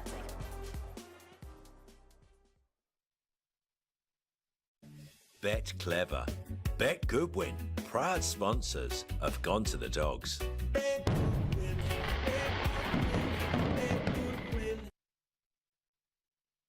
Good evening, Gone to the Dogs, and to Greyhound fans as well. Tonight's obviously all about the Greyhounds and the Greyhound Derby, which I'll be there this evening and can't wait to watch all the action. But I want to bring attention to an event in 2 weeks' time, Sunday, June the 29th, at Lambourne Sports Club in Berkshire. A celebration of Willow is a day of live whippet racing, live Irish music, family fun, tote betting, great food, music, all in aid of the Alabama Rot Research Fund.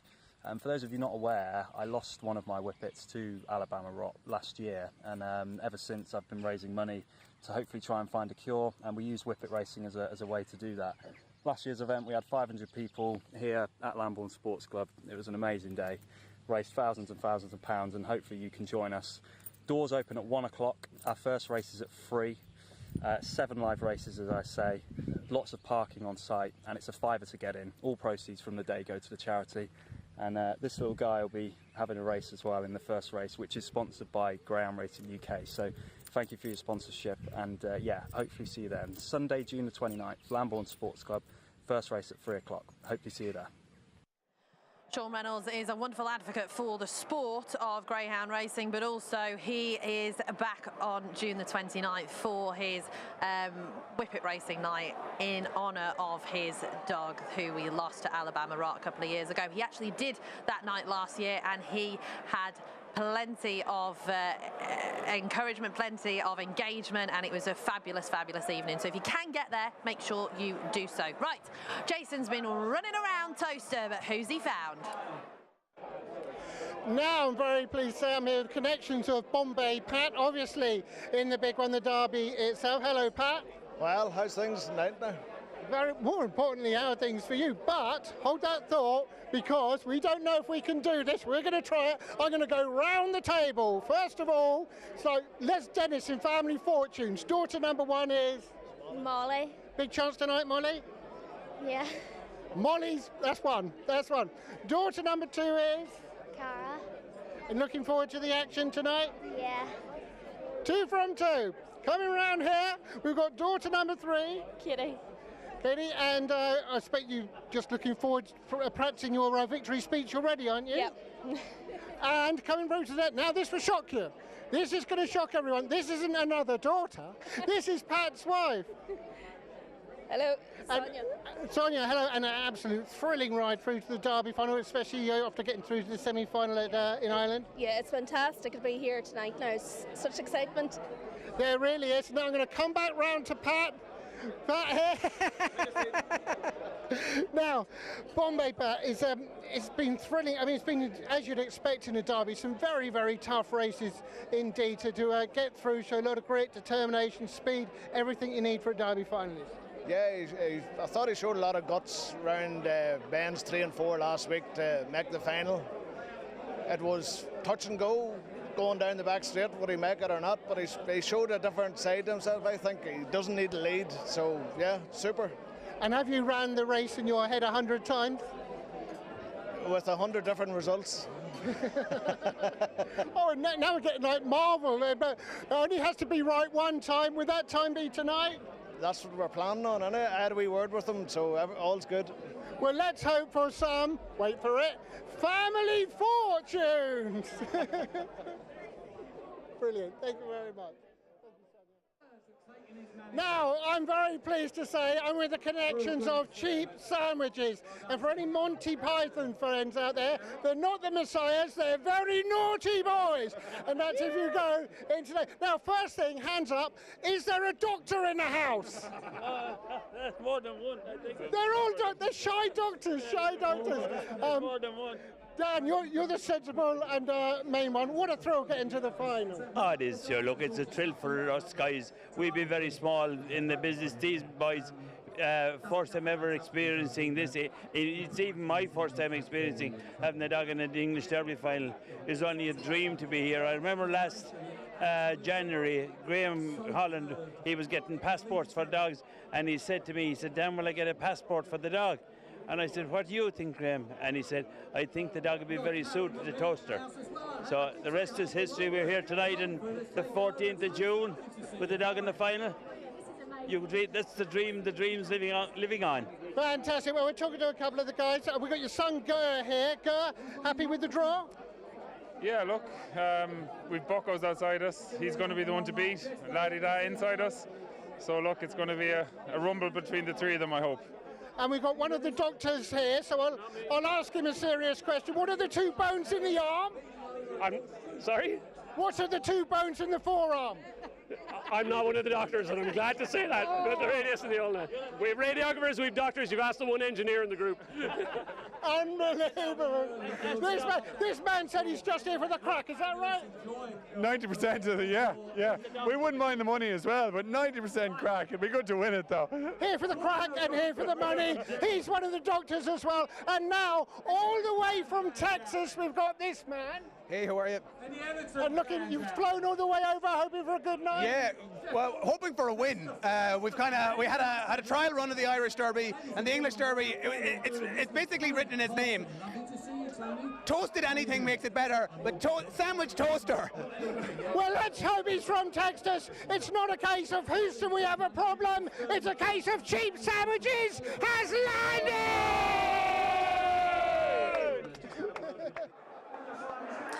Now this is the Showtime guarantee from our sponsor Star Sports. 1, the sponsor of the Greyhound Derby itself.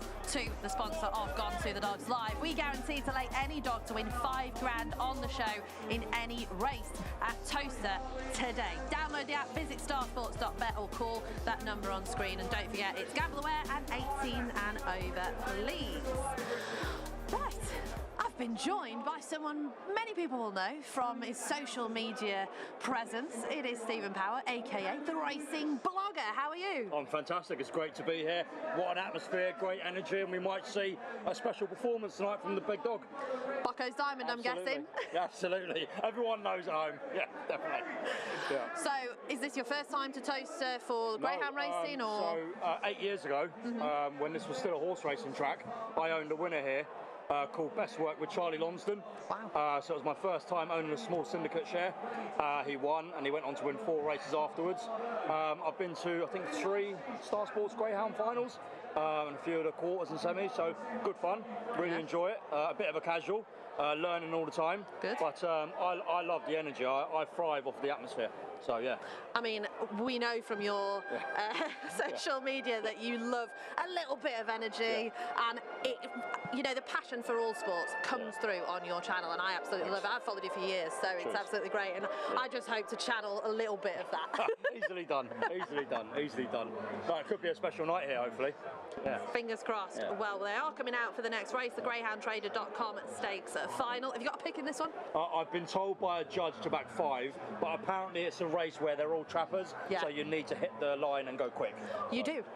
So this is Trap 1, BT's Razzle, the only bitch in the final of the GreyhoundTrader.com Stakes. Led for a fairway in the heat, showed early again last week. She's a solid grader at Monmore. She's a maiden in opens, but I think she's going to might just surprise. Trap 2, Gary the Arb, Champion Stakes 5th, Winter Derby 2nd, 4-time Cat 1 semi-finalist. He ran an absolute stormer off the front last week, and he won the race last year. We've then got Trap 3, Radical Scobie, ran well in all rounds of the Golden Jackets, got 3 wins in Ireland, was only just denied it in the heat 2 runs back, but he was no match for Gary the Arb last week.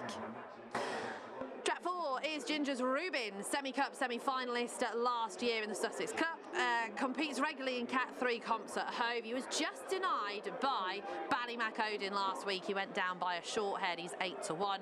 Trap 5, Zenith Quincy, impressed in the heat. He's the one that Stephen was just talking about when he bolted in. Needs a better run than that last week because he was 3rd, beaten a length by Ballymacodin, but he's won twice in Ireland. He's got a big run in him as well, I think.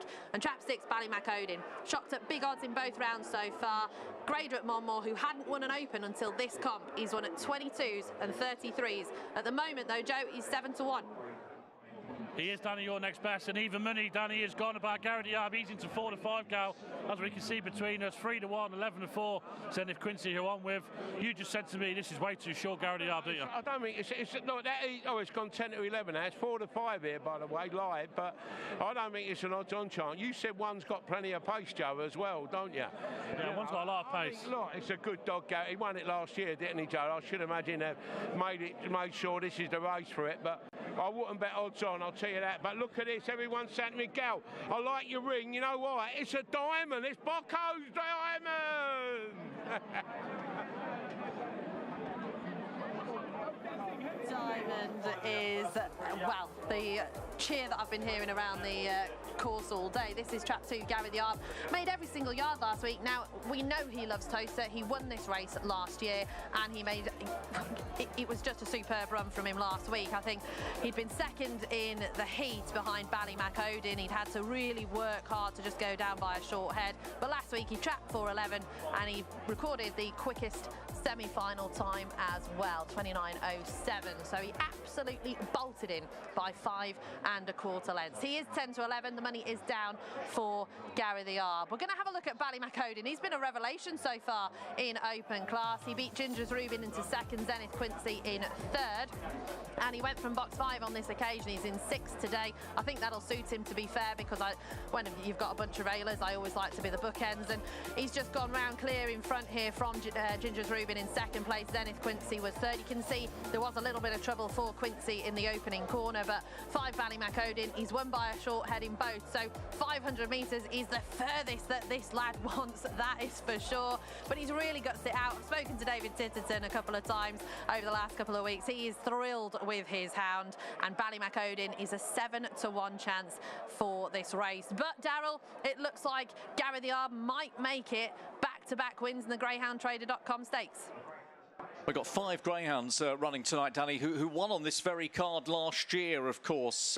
Barnett Bear not able to do so tonight. Gary the Arb not so slow. Delardidar, of course. Ballymac Taylor. Short enough, as Gary says, though, 10-11. Ballymacodin, the only unbeaten finalist, and what a surprise. He's sprung in both qualifying rounds. Might he do it again for Chris Faraday? Let's find out as the hare goes to the boxes. The GreyhoundTrader.com stakes final.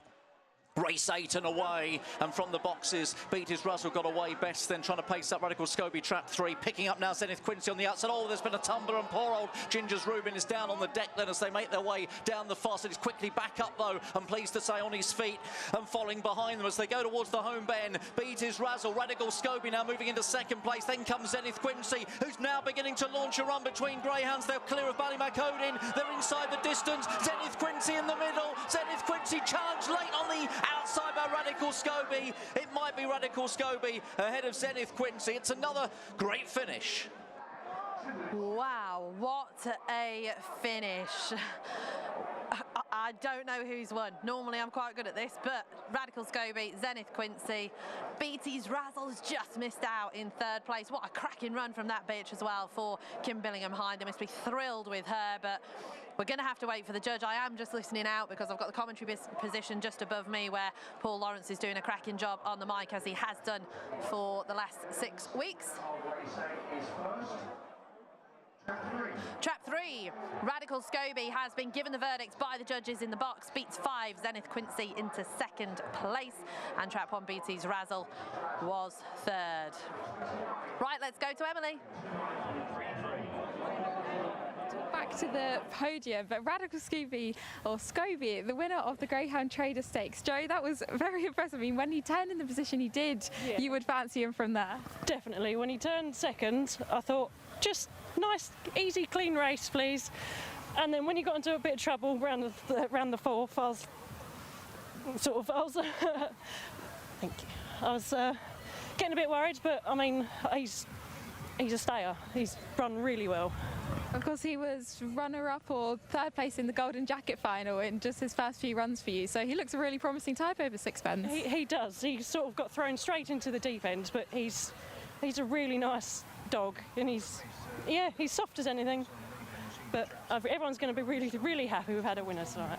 Exactly. Headford Asher, perhaps a touch disappointing in the last race, but Radical Scobie has redeemed himself for the kennel. He's redeemed the night, bless him. Perfect. Thank you, Joe. Well done. Superb effort from Radical Scobie. Of course, Ginger's Rubin did fall at the first bend, but he did finish the race, which is the best news of all. Trap on here, BT's Razzle. She's a really gutsy bitch. She's managed to really guts it out up to pretty much the fourth bend. She turned just ahead as they raced down the lane, but 5 and 3. Zenith Quincy, Radical Scobie have just picked her pocket late doors. There you can see Ginger's Rubin will be checked out fully, of course, as well. Now 6, Ballymacodin just hasn't got out the boxes today at all, unfortunately, so if you were on him, he's not quite managed to do the job today, but It actually helped him in the run to the first bend because he did manage to avoid a little bit of trouble as we head down the back straight with the beautiful drone footage as well. BT's Razzle just out in front of Radical Scobie, who kept trying to pass this bitch. But like I said, she's so gutsy. She's a solid grader at Monmore, and sometimes they can breed slightly hardier dogs because they've got the hustle and bustle of the graded action, and it's shown with her coming third. They will be absolutely thrilled with that. But there he is, Radical Scobie, apparently a big old softie. He is 32 kilos of racing greyhound, and he's won the greyhoundtrader.com stakes final. Billy Brennan there as well. He's one of the busiest men in greyhound racing. He's put together the WhatsApp competition for us today, and Steve Nash just behind him as well, getting all the pictures that we love to see for the sport. He is a legend, isn't he, Steve Nash? Plenty of connections just about to head on to the podium. We've got a few people saying, wow, what a race, just gets better and better. Thank you to everyone that is saying that the coverage is good, because we've been working hard this last 6 weeks, and it all comes down to tonight. Now there he is, not wanting to quite go onto the podium, Radical Scobie. But Jim Tate, again, very busy this evening. All I see is him running from the presentation area to the first bend to the presentation area all the time. And Hobbsy, who's doing a cracking job of emceeing tonight at Toaster. So thank you to everyone that is watching this evening. If you haven't subscribed already, do so, and then you can get involved with the chat, because it is quite lively this evening, the YouTube channel chat. But our thanks to everyone who is watching at home. Right, Jason, who have you got? Thanks, Danny, and it's absolutely exuberant scenes here. They're just finishing off having the photos taken. Radical Scobie, what a brilliant, brilliant victory. The ups and downs of greyhound racing. Just having the photos taken now, so I don't want to get in the way of that. But I tell you what, this has got to be one of the most attractive presentations ever. Just look at them. All beautiful people, bar Nathan Corden. But we are talking to him in a second. They're just taking the pictures, now. There they go. Up they go. And they're just snapping away. And I'm going to come in. There we are. Right, I'm getting in there. All taken. Right. Brilliant, Radical Scobie. Gavin, throughout this derby, you've had the highs. You've had the highs. What a high this is. Unbelievable. Tonight we had a lot of hopes with a lot of dogs, a lot of pups. They're only young dogs. We'll go forward again, but this dog just got ahead. For our syndicate, for our kennels, for all the people involved in our kennels that love this game to bits, this is immense. And I'm thrilled. But fair play to Toaster tonight. Look at the crowds that are here. Look at the way they've set on the whole night tonight. It's fantastic. Our meals, we're in a box with 40 people that don't even know about greyhound racing. They just watched one of our dogs. One of our dogs. And I saw you jumping up and down. This is everything that's right about greyhound racing, just to see you all together enjoying it. So, Jace, it's so exciting. What a night. And listen, fair play to Mike Davis. This is fantastic. It really is. The wonderful, wonderful Radical Scobie!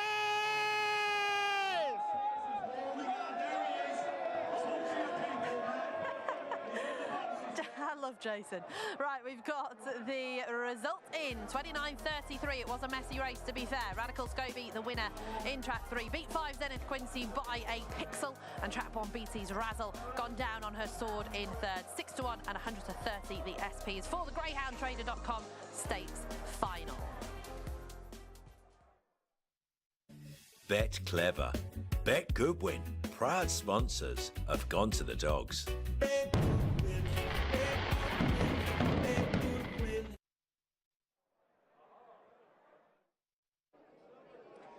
Now I'm very happy to say I'm here with some of the connections of Droopy's Plunge, trap 1 of course in the Derby final. First of all, Roy, you must have been happy with that draw. Oh, absolutely chuffed to bits. Trap 1, best draw we could possibly have. Wonderful get into final, but get in the 1 as well for a bang regular like him. Wonderful. Couldn't ask for better. And Pat has said that we haven't even seen his best start yet.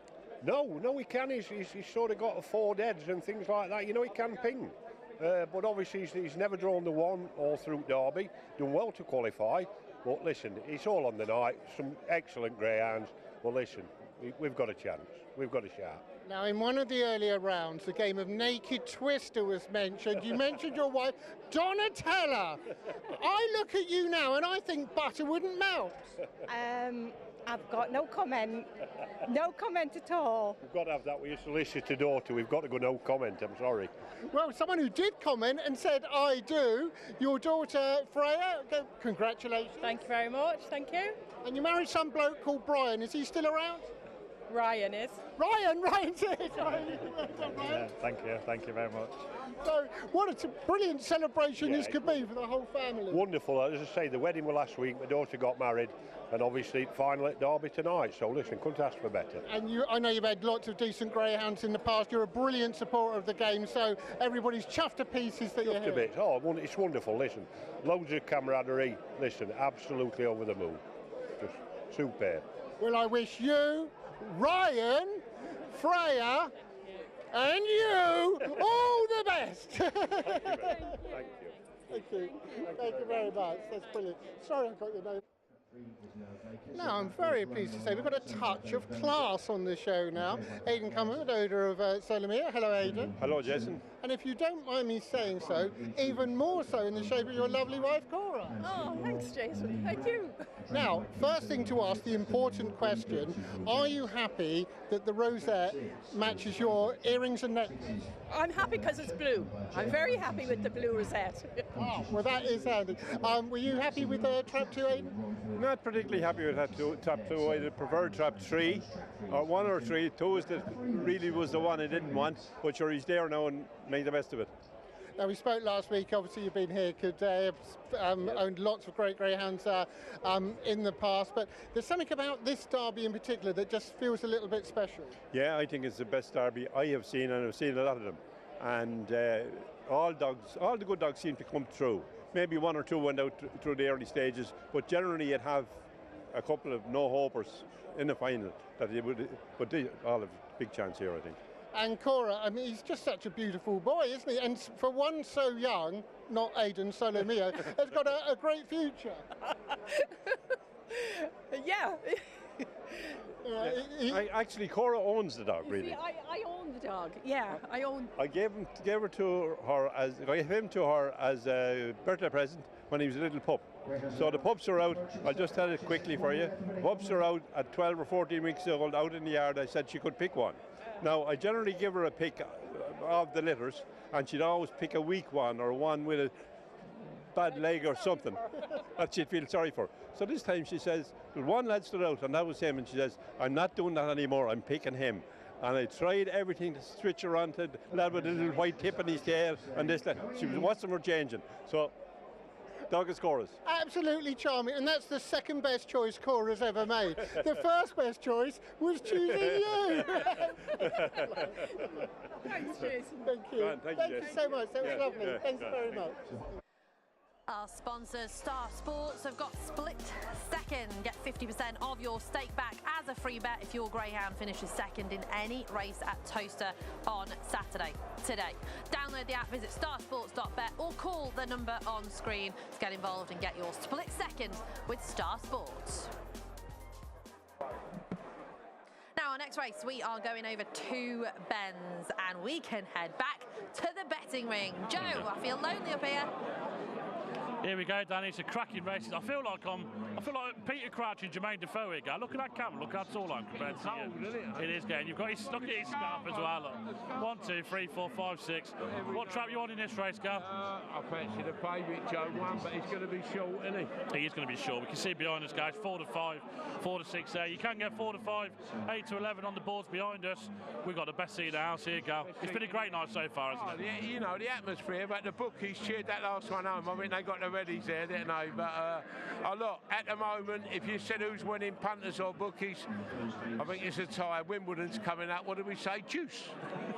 It seems to be as well, mate, that every single race, this place erupts no matter what wins. No, honestly, well, I've come here for the Puppy Championship. It's a different world tonight, isn't it? Isn't it lovely to see, isn't it? You know, I've been at the game a long, long time, Joe, and this is what it used to be at Haringey, at Wimbledon in the old days. But look, it's now the new breed. What they've done, you know, Mike's put a few quid into the game, and what a fantastic crowd here tonight. Let's hope they all come back next Saturday.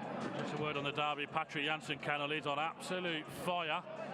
Droopy's plunging the big one. And I've just seen Star Sports gone 11 to 10 now to bottom. It was even money early. It's 11 to 10 now to Diamond, you know, but 11 to 10. But ain't it a great night, Joe, isn't it? Fantastic. It is. We've took the tie off as well, Danny, because you were messing it up that much for me. We've took the tie off. We're going nice and casual. Gary's got his scarf on. Thank you, Danny. Well, I'll keep up the style stakes then instead. Right, we're going to have a look at the couple of heats that we've had of the sprint. And the first one, Shadow Storm. This puppy is definitely got a future. This lad from box one absolutely bolted out the boxes to beat Averroes Latan into second place. Of course, just the first two qualified. How Averroes Latan's qualified, I'll never know, because he's come really, really strong in the finish, and trap one has absolutely stormed to victory there. Shadow Storm, very impressive in both rounds so far. He's only had 2 races in his career and he's won both of them. They've both been the heats on the semi-final of this one. Now let's have a look at the main market rival. He's been there, done that, got plenty of t-shirts, not so slow. He was in trap 6 on this occasion, beating trap 4 Ronnie's Oscar into second, and he just knows how to win at Toaster. He won a sprint on Derby final night last year, and he has got loads and loads of early pace. He doesn't trap particularly quickly, but he is very, very fast into that opening corner, and his running home speed is sensational as well. So very much looking forward to Not So Slow. He would be my pick, purely because it is a sprint, and I just think Shadow Storm, maybe the occasion will overtake him slightly, but we'll have to wait and see, of course, because they will come out onto the track shortly. We're not showing the third semi-final of the sprint due to an incident in the race, and obviously it's only over 2 bends. Right, Daryl, who have we actually got racing in this sprint, and what boxes? Thank you, Danny. Yes, so Shadow Storm, as you say, is the perfect 2 from 2. And if anybody deserves a winner tonight, it is Richard Rees. He's got a big team tonight. You've just seen Zenith Quincy get touched off by, well, it was a short head. He's had 2 seconds at a third. So Richard at 4 to 6 here with a big chance, of course, this improver. Ronnie's Oscar in 2 for Alfie Herbert is a big price, 40 to 1 outside, but did show speed in both heat and in the semi-final. Averroes Latan gives Richard Rees a second chance here. Now, we know Averroes Latan is very consistent. I'm sure Connections will be the first to say he doesn't win, but he's been second in 4 of his last 5. He's on a losing run of, I'm not telling you, but it's a lot. Ball Mullet Boozer in trap 4 won what I thought was a much weaker heat last week.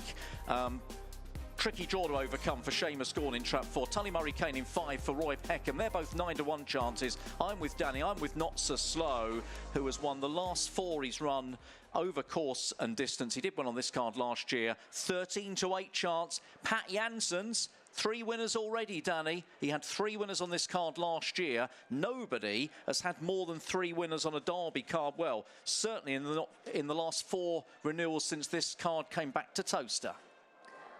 Well, that is a stat that Patrick Janssens will be looking to break, because he has got some good dogs racing for him this evening, as he usually does, to be fair. Shadow Storm, there he is, made an impressive start to his career. He's 2 from 2 in the comp. He's shown great trapping ability. Can he do it for the 3rd time in a row and remain unbeaten? 4 to 6 says yes. Trap 2 is Ronnie's Oscar in the blue jacket. Led a nice type in both rounds, New in Soli and Not So Slow. Closed down by Not So Slow last week. He's 3 from 8 though over 2 bends. However, all those wins have been in graded action. Tough task.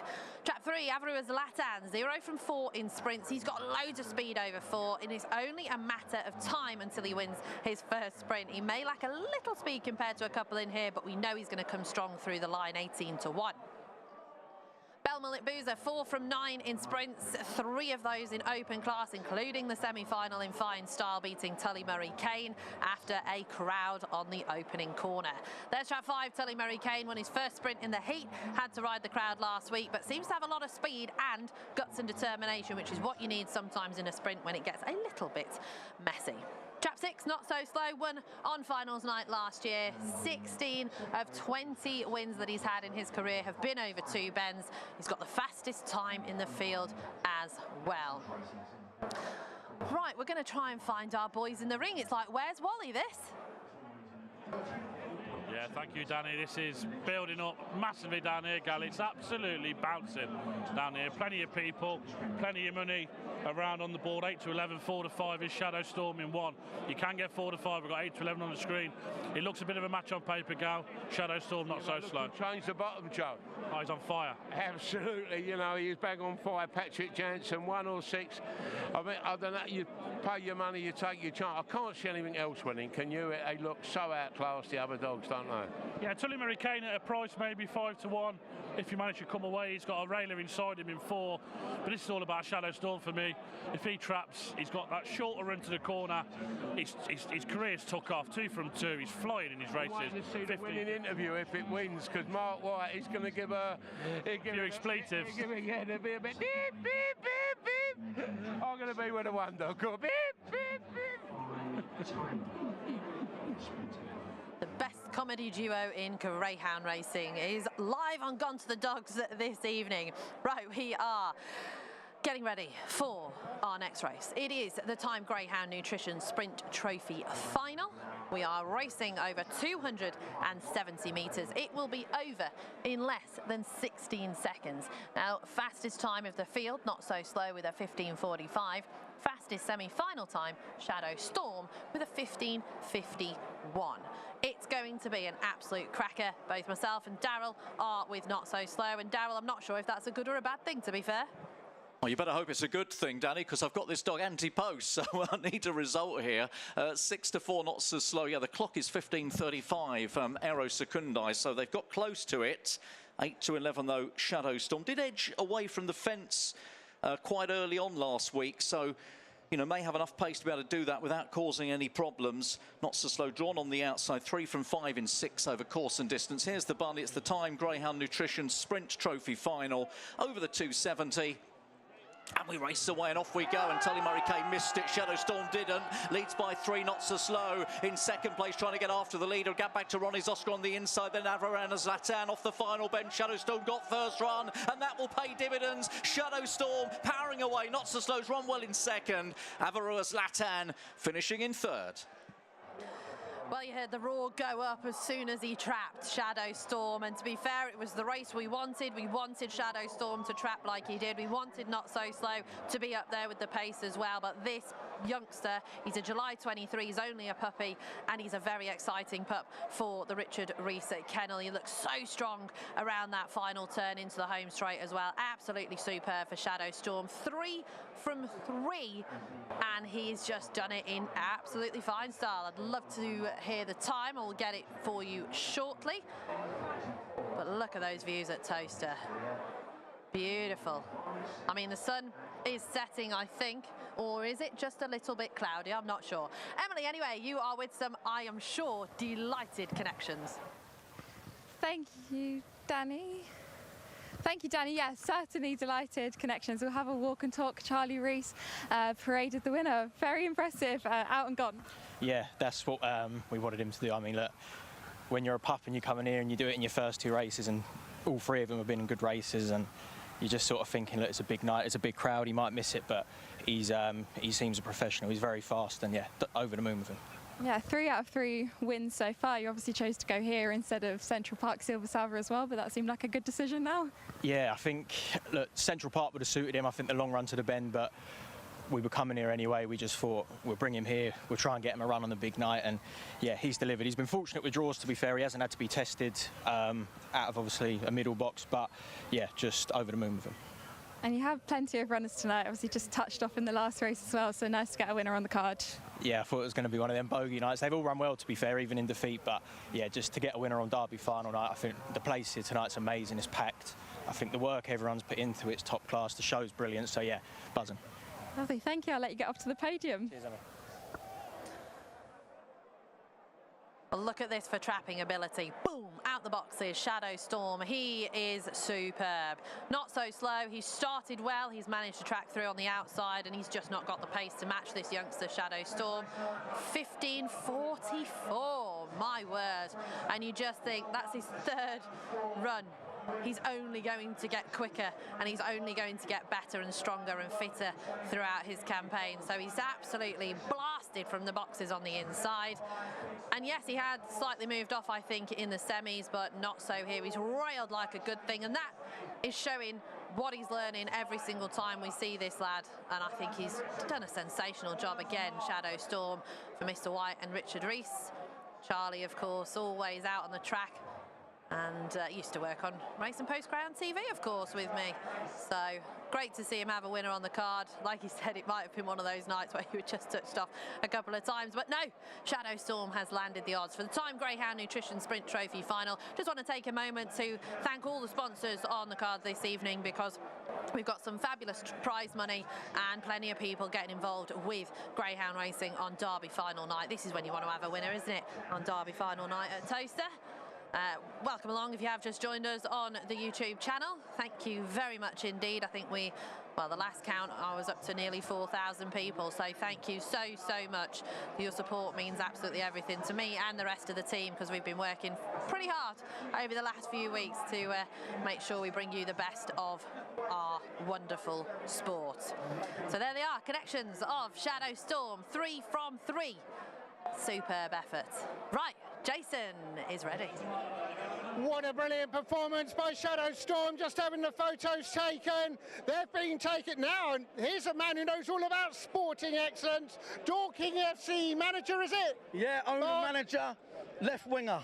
And left winger? Yeah, that's it, mate, yeah. I bet you bring the jumpers for the goalpost, don't you? I wouldn't mind a few players as quick as this. Well, that was incredible, wasn't it? Wonderful speed. Out and gone, you know, a raider with early pace, sprinter. You know, one of them little dream dogs, you know, perfect. Have you had many dogs? Yeah, Crossfield Dusty, sprinter, new in Shadow. I've done well, I've been lucky, you know. I've never had too many. I've had maybe 8 or 10 and 3 or 4 really good ones. Oh, well, it's great to have someone like you in the game. I'll just have a quick word with the lesser spotted Charlie Rees. I haven't seen Charlie in a... Hello, mate, how you doing? I'm better now, thanks. What a performance that was. Yeah, great performance. He's a great pup. There's always doubts in the back of your mind when they're that young going into hot races, but he's run brilliant. We're over the moon with him. And is your dad anywhere around? Hello, mate. But no, you had a brilliant campaign in the Derby as well, supported it brilliantly as ever. Sid is obviously the story. Great that he's parading tonight. Yes, he's parading tonight. He's here. He wants to run, but unfortunately he can't. But yeah, he's here. How is my luck? Jackie's the one I want to speak to. I get him and him. Result is in for our latest race, the Time Greyhound Nutrition Sprint Trophy. Trap 1, Shadow Storm, 4 to 5 favourite. Beat 6, Not So Slow, 11 to 8, and 3, Averroes Latan in 3rd place. Bet Clever, Bet Goodwin. Proud sponsors of Gone to the Dogs. Bet Goodwin, Bet Goodwin, Bet Goodwin. Now, I'm very pleased to say I'm here with the pride of Wales himself, Nathan Hunt. Hello, Nathan. Hello. First of all, not that he's conforming to cliche, but thanks for putting your pint down. I don't know what you're talking about. Water tonight. 2 big chances. One, Iceman's Girl, very impressive last week, picking up Fabulous Aria. Could go off odds on, maybe? Possibly, yeah. I thought she was, I think she was around 5 to 4 in the week, and I thought probably she would shorten. She ran a blinder last week, to be fair. She just coming right out of season. She ran really well at Hove to win a little final there, and come back here last week. Got a lot of trouble at the first bend, but if she's got a target in front of it, she's very fast, you know. She's genuine, like she's a game bitch, like, but I do think she runs better if she's got something in front of her with. So I'm just hoping tonight she can just turn handy and get a run anyway, you know. If we can just get out and avoid the 3 dog, then I'd be hopeful anyway, you know. I think a world of her, so yeah, hopefully she's coming right out of season. Hopefully she gets a nice win for Gerwin. Now, Derby Plate final, you won't believe this, I've been on social media.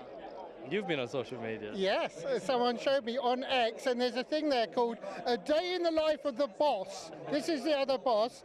Physio, bath, stretch his legs, clean the gnashers. Which, if any of those, apply to you as well? Yeah, we both get the same treatment, you know. the dogs are treated the same as me. So yeah, I had a bath that day as well. Yeah, but just to give people an insight, I suppose, of what goes on to prepare these dogs for these races, not just for this tonight, but every week, you know, the same. We have physio Ron Mills, who's probably here tonight. He comes to me at least once a week. Maybe this week he's been twice. So the dogs, you know, we get as many as we can checked out before the race to make sure they're in, you know, prime condition to perform the best they can anyway. Well, it was a brilliant insight. It really was fantastic. But as far as chances tonight, you'd like a start like last week. I would, yeah. I mean, I thought last week was a terrible draw, and he proved me wrong. Tonight's probably a bad draw as well, so I hope he proves me wrong again. Nathan, brilliant. Best of luck. Lovely, thank you very much. Star Sports, our sponsor this evening. The new customer offer is bet £50, get a £25 free bet. Sign up with that promo code there, bet50, get 25. Now, if you can hear, we do have Matt Chapman in the building here at Toaster. I'll say in the building, outside the building. But I've got with me our best Greyhound racing influencer, Sbasha Watts. Sbasha, how are you doing? Yeah, I'm far better after that lovely introduction. Thank you. It's great to be here. You know, proper atmosphere. My first time here on Derby night, so I'm really enjoying it. It's a great night. Who are you backing for the final? It's boring. I'm on Bucco's Diamond at 11 to 4. And it's funny because I was over in Dubai for the Dubai World Cup with the horses, and this guy came up to me and he said, "Oh, how's Bish Bosh Basher getting on?" I said, "He's getting on okay, you know. We love him, but he could be doing a bit better." And he said, "Well, I own quite a big dog." I said, "Oh, who's that?" He said, "Bucco's Diamond." I said, "Irish Derby champion." He said, "Yeah." I was like, "You own him?" He was like, "Yeah." And he was like, "He's a certainty. He will win." So I know Austin. I've been following him, so I just hope he goes in and the whole place is oi in. That'd be great fun. That's it, isn't it? You know, they've all got a chance, but I think if Bucco's Diamond does win, if he traps, the place will go up. Yeah, and I feel sorry, you know, like cheap sandwiches. If Bucco's Diamond isn't in there, he's an odds-on shot in a Derby final. So it's a hot race. It's going to be great. It is a hot race. You've also got another hot race in your future, which is tomorrow. Yes. With the French Oaks, and she's perfect. Yes. How nervous are you? Oh, do you know what? I was actually so pleased this was tonight, because it takes my mind off it. Yeah. If you watch my videos, you know I'm very emotional. I feel everything quite big. Nerves, you know, excitement, everything. So I'm extremely nervous. There's a lot on the line, but excitement. Just think if she, you know, she's favourite. If she's favourite for a Group 1 Classic, so if she can do it, my word, we will party like there's no tomorrow. I was going to say, because you can't party tonight, no matter what happens. No. So it'll all be hinging on her tomorrow. Yeah, 6 a.m. flight tonight, and you know, majority of all of my owners are out there now. I said, no, I'm coming to the Greyhound Derby. So I don't know if anyone's done the Greyhound Derby Pre-Dean double before, but I'm doing it, so. You're making history, Basher. That's it. I love that. Well, I wish you the best of luck for tonight, and obviously with She's Perfect tomorrow. Thank you for giving me your time. Thank you very much. Enjoy. Thank you very much. So we have got plenty coming up on the show, of course, here on Gone to the Dogs Live, and it is really building up. We've got the Allied Site Services Bitches Trophy final, Daryl, but who's in it? Let's have a look at the lineup, Danny, from top through bottom. So Lily's Bullet runs out of trap one here for Belinda Green, who's a 9-to-1 chance in the market. One of the strong dogs, of course, does stay sixpence. Iceman's Girl is a big player, I think, here for Nathan. We've just heard from him with Jason. Odds on at 4-5 at early in the week. Odds against us gone. Chamberlain Kate was 5th in the Oaks. Iceman's Girl, by the way, was 2nd, and Coppice Ella was 3rd. So we've got a bit of an Oaks rematch going on. Chamberlain Kate will be edging over, though, for Carol Weatherall towards the fence. Fabulous Aria runs out of 4. Pat Jansen's Dave Firminger. They've done all right tonight, haven't they? Gucci Detail in 5 for Richard Rees. Now looks for a double at a price 12-1. And Kevin Hutton's only got one runner on the card tonight. That is Coppice Ella on the outside at 6-1.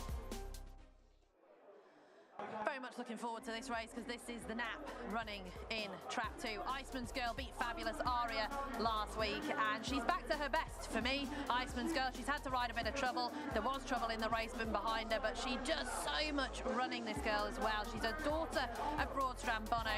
She's been one of my favourites since she hit the track last year. She's been bridesmaid a couple of times in some big competitions, most notably for me the Empress Stakes last year behind Avongate Venus, but she's such a strong bitch. You can see she doesn't give up no matter what, and I think she's got the perfect draw today. I think she's going to totally out-trap Lily's Bullet on the inside, and at that point she's going to nip in and grab the rail. This is Coppice Ella beating Gucci Detail last week, and Coppice Ella just managed to show that little bit of track craft here and has gone round the other dogs that have got into a little bit of tangle, and 5 was in second, Gucci Detail. She is in the same box today as well. Copicella was the sole wide. She was always going to get her striped jacket, and you can see she does a lot of running in the closing stages as well, and she's won well. So Copicella and Gucci Detail, as they are looking like they're heading straight to the boxes here, because we are, where are we, the 8:22. Yeah, we are all close enough to post time. So I'll just give, well, Daryl's already given you a rundown of their chances as we go back down to the boys in the ring.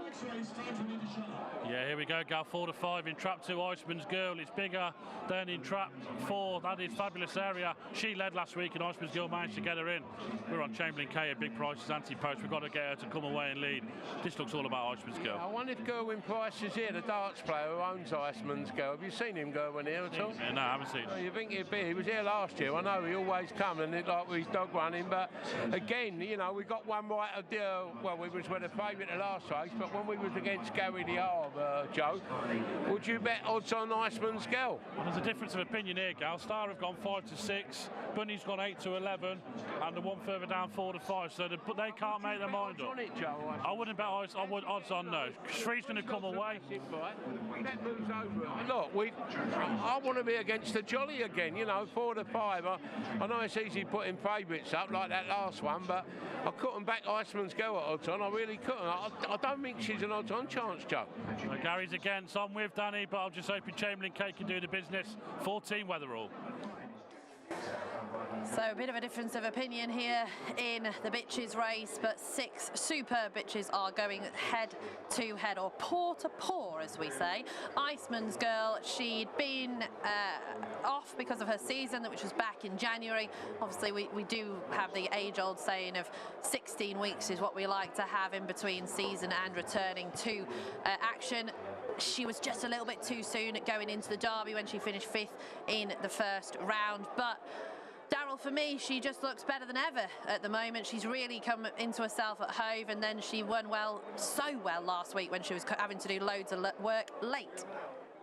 Yeah, I must admit, I'm with you, Danny. Could easily have gone Iceman's Girl. Ended up going with Romeo Still, but definitely would be the second best. Look, we've had 4 winning odds-on favourites tonight, so plenty of the short ones are going in 4 to 5. I have just had a little sort of snigger to myself. Thomas, who's filming the races for the track and for everybody watching at home tonight, he's just said, who's that down there doing the emceeing? Well, obviously, we've heard from Hobbsy. He's now got a pal working downstairs, working the crowd. Matt Chapman, I said. Thomas said, who's that? I'll have to Google him.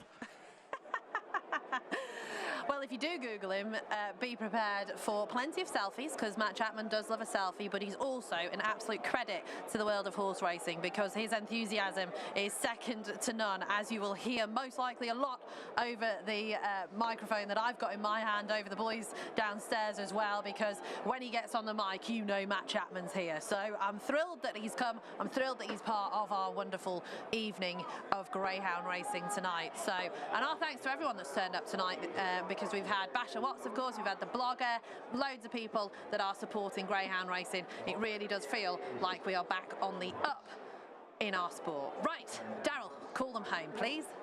Yeah, listen, he's doing a great job, obviously, as well, of course. And here is the Allied Site Services Bitches Trophy final with the bunny on the spin. Race number 10, which means we've only got this, one more, and we're getting very close, aren't we? Off they go, race away. Iceman's Girl, the perfect start. The blue got away. Leads then from Fabulous Area up the inside. Chamberlain Kate now goes into second place. On the outside, Gucci Detail being followed very deep by Copicella, who will stay on. Lily's Bunny's last down the back. Iceman's Girl leads the way for Nathan Hunt by about 3 lengths, and Gerwin Price has gone right away from them now. Chamberlain Jet will just stumble there, lost the footing. Gucci Detail into second. Copicella will run on. Could soon claim second place. No one's near. Iceman's Girl, biggest margin surely of the night. Copicella in second, storming away, and then it was 5 Gucci Detail. Chap 2, Iceman's Girl, has absolutely bolted in for the Bitches race here at Toaster. The Allied Site Services Bitches Trophy final. She's picked up $2.5 grand as they go and try and find the dogs. So they've all run and not quite where they're supposed to. So we'll have to catch Emily shortly once Iceman's Girl has been reunited with Handler, and then we will be heading back down to Emily Wallace. But this was superb. She banged out the boxes. She was always going to out-trap Lily's Bullet, and then she could have gone anywhere she wanted. 28.75 the time. Superb, off the front. Oh, I love this girl, I really, really do. That's 3 on the bounce for her now. She's taken all of the rounds of this competition as well. She's just so good. Hopefully Chamberlain Kate's okay. I think she just took a false step, if I'm honest. But Iceman's Girl, I mean, she's stretched clear down the straight. She's so quick. Emily, that was impressive. That was very impressive, Danny. Iceman's Girl out and gone, Lacey. We'll have a walk back to the podium. Out and gone, like, so impressive last week to pick up Fabulous Aria, but this week she didn't need to pick up anything because she was out in front and she was always going to win by a long way. Yeah, absolutely. The one was slower away than Bella, so when you see that on the inside of her, for me personally, and I know Nathan, we prefer her running out of 3, but she trapped tonight. She loves it round here. She was second in the Emperor Stakes, so she loves it. She does stay, so the Patrick dog, the Fabulous dog, she did run on last week just to pick him up, because I think the Patrick dog doesn't stay. So absolutely delighted on a night like this to come away with a winner. So well done, Bells. How was it parading a winner on Derby final night? Is it your first Derby final night win? Yeah, so I've not been in Kennelham for long. It's my first ever time in the Derby. She's a little bit nervous. She only likes who she knows, so she's a bit apprehensive of the crowd. So we went straight to the traps there, but absolutely delighted. This is what it's all about. And Gavin Price, an owner, will be delighted as well. He is also winning in Frankfurt, 8-2 against the Philippines, so it's been a good night for him. Oh, brilliant. I was gutted when he said he couldn't come, but he's in Germany, and I texted him earlier on and said, fingers crossed for a double here, Gezi, and he was like, fingers crossed, let's hope she pings out, and that's absolutely what she did. It's been a great night for Gavin Price, a great night for the kennel. Well done, Lacey. Thank you, Emily. We're going to have a look at the head-on now, and we can see Iceman's Girl has absolutely bolted out of the boxes. Slightly coming in is Chamberlain Kate. She was diving for the rail, and slightly moving out, Fabulous Aria. So she's had a solo down the centre, really, Iceman's Girl, and she has shown every bit of class that we know she has. I think there's bigger and better things to come for this lady later on this year. I'm looking forward to seeing what the plans are for the Nathan Hunt runner, and of course I hope Gerwin Price does a good job as well, because he's throwing arrows this evening. I think he's on Sky, someone was saying before, so I do think this girl is special.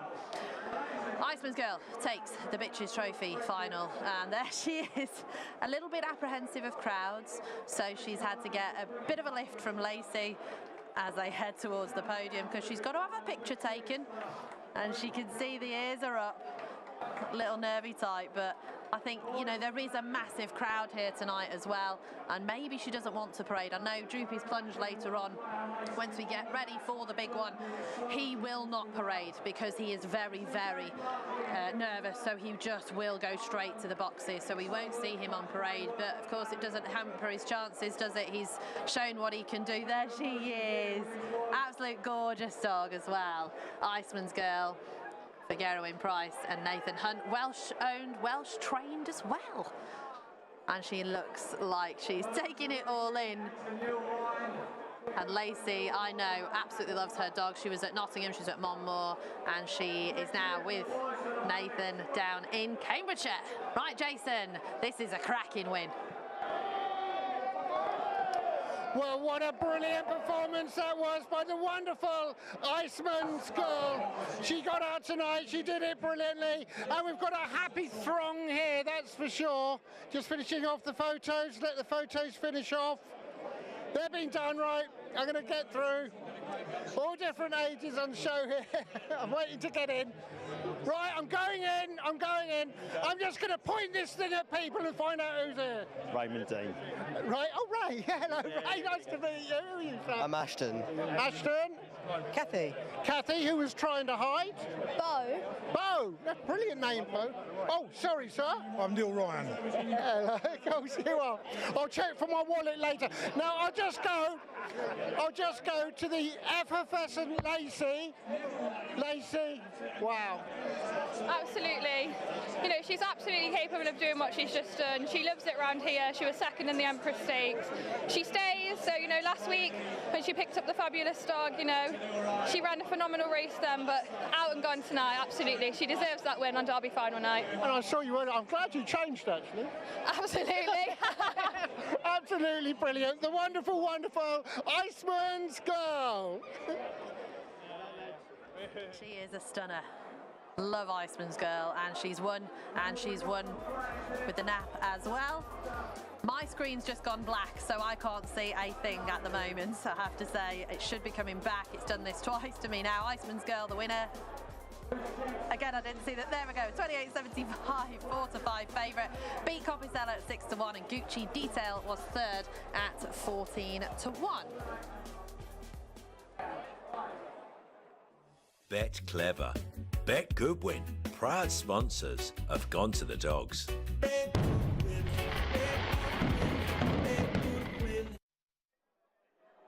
Our thanks to Bet Goodwin for sponsoring the show and allowing me to be here covering all of the Greyhound Derby final card. It is a privilege and an honour.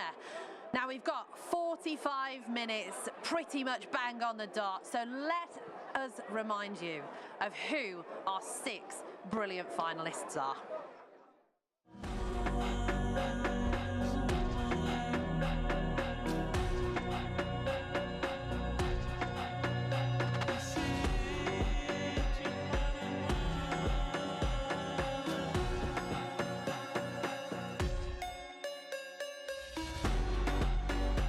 Third, staying on his Droopers plunge, then comes in 4th place Keyfield Maverick. They're down the lane, Bonco's Diamond by a length, they're queuing up to challenge. Slick Sentinel wears him down, and on the far side Droopers plunge came late as well.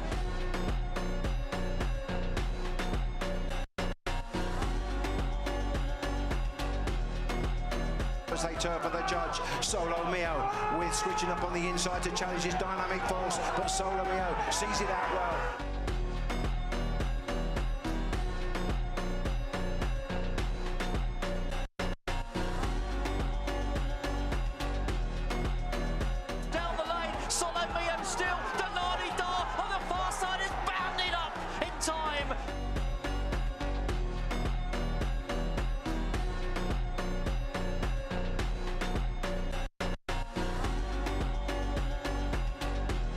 As they turn for the judge, it is Bombay Pat with a clear lead. He missed his break, but he's got the job done all right.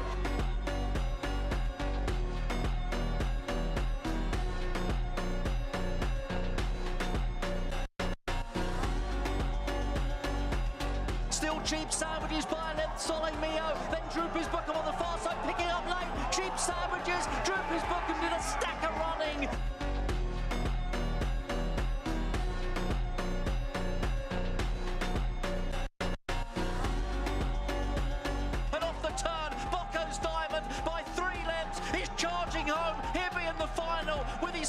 Cheap Sandwiches, and with them Droopers plunge back in third for Patrick Janssens. He's also in next week's big showdown.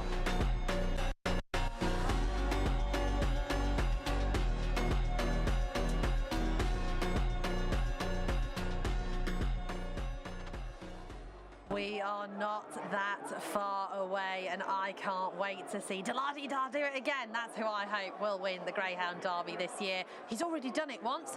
Shall we relive that action? Because this was an absolute belter.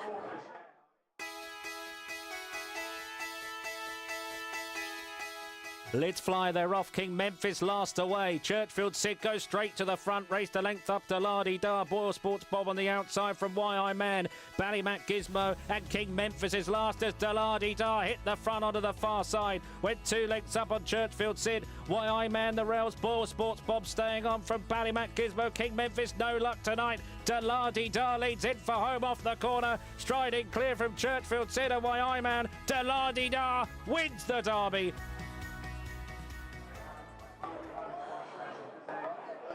just electric. Can he add his name to the Roll of Honour again, like Mick the Miller all those many moons ago at White City, 1929 and 1930.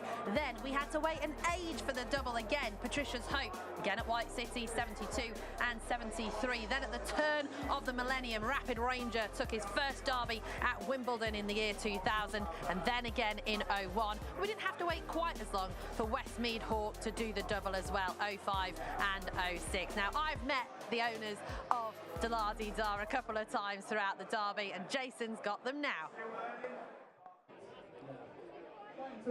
Now, I'm very pleased to say I'm with the La Di Da boys and special girl here. Who's this? This is Mia. Hello, Mia. Hello.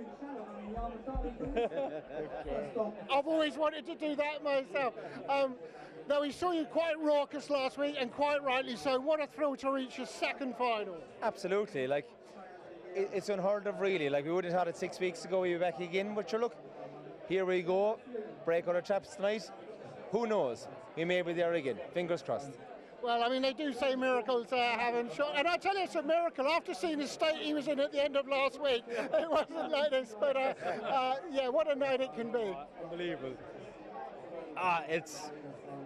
I think we get a good break. There's no stopping our dog. He's a serious dog, so fingers crossed. Irish luck, hopefully. And we're going to come round here as well. John, I'll kick off with you as well. He's standing there like a gunslinger. De La Di Da ready to shoot tonight? Pardon? De La Di Da ready to shoot tonight? I hope he is. Liam has him good and ready anyway. And Pat, you've usually got a tune in you. What's wrong with you? He's all ready to go. All right.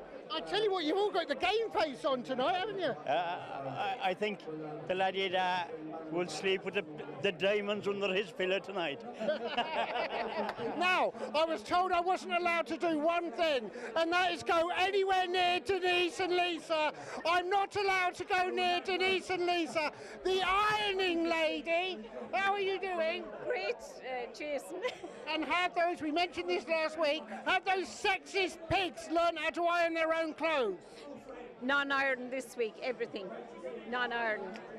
You're a scruffy lot, but you're a brilliant lot, and you've got the wonderful, the brilliant, come on boys, the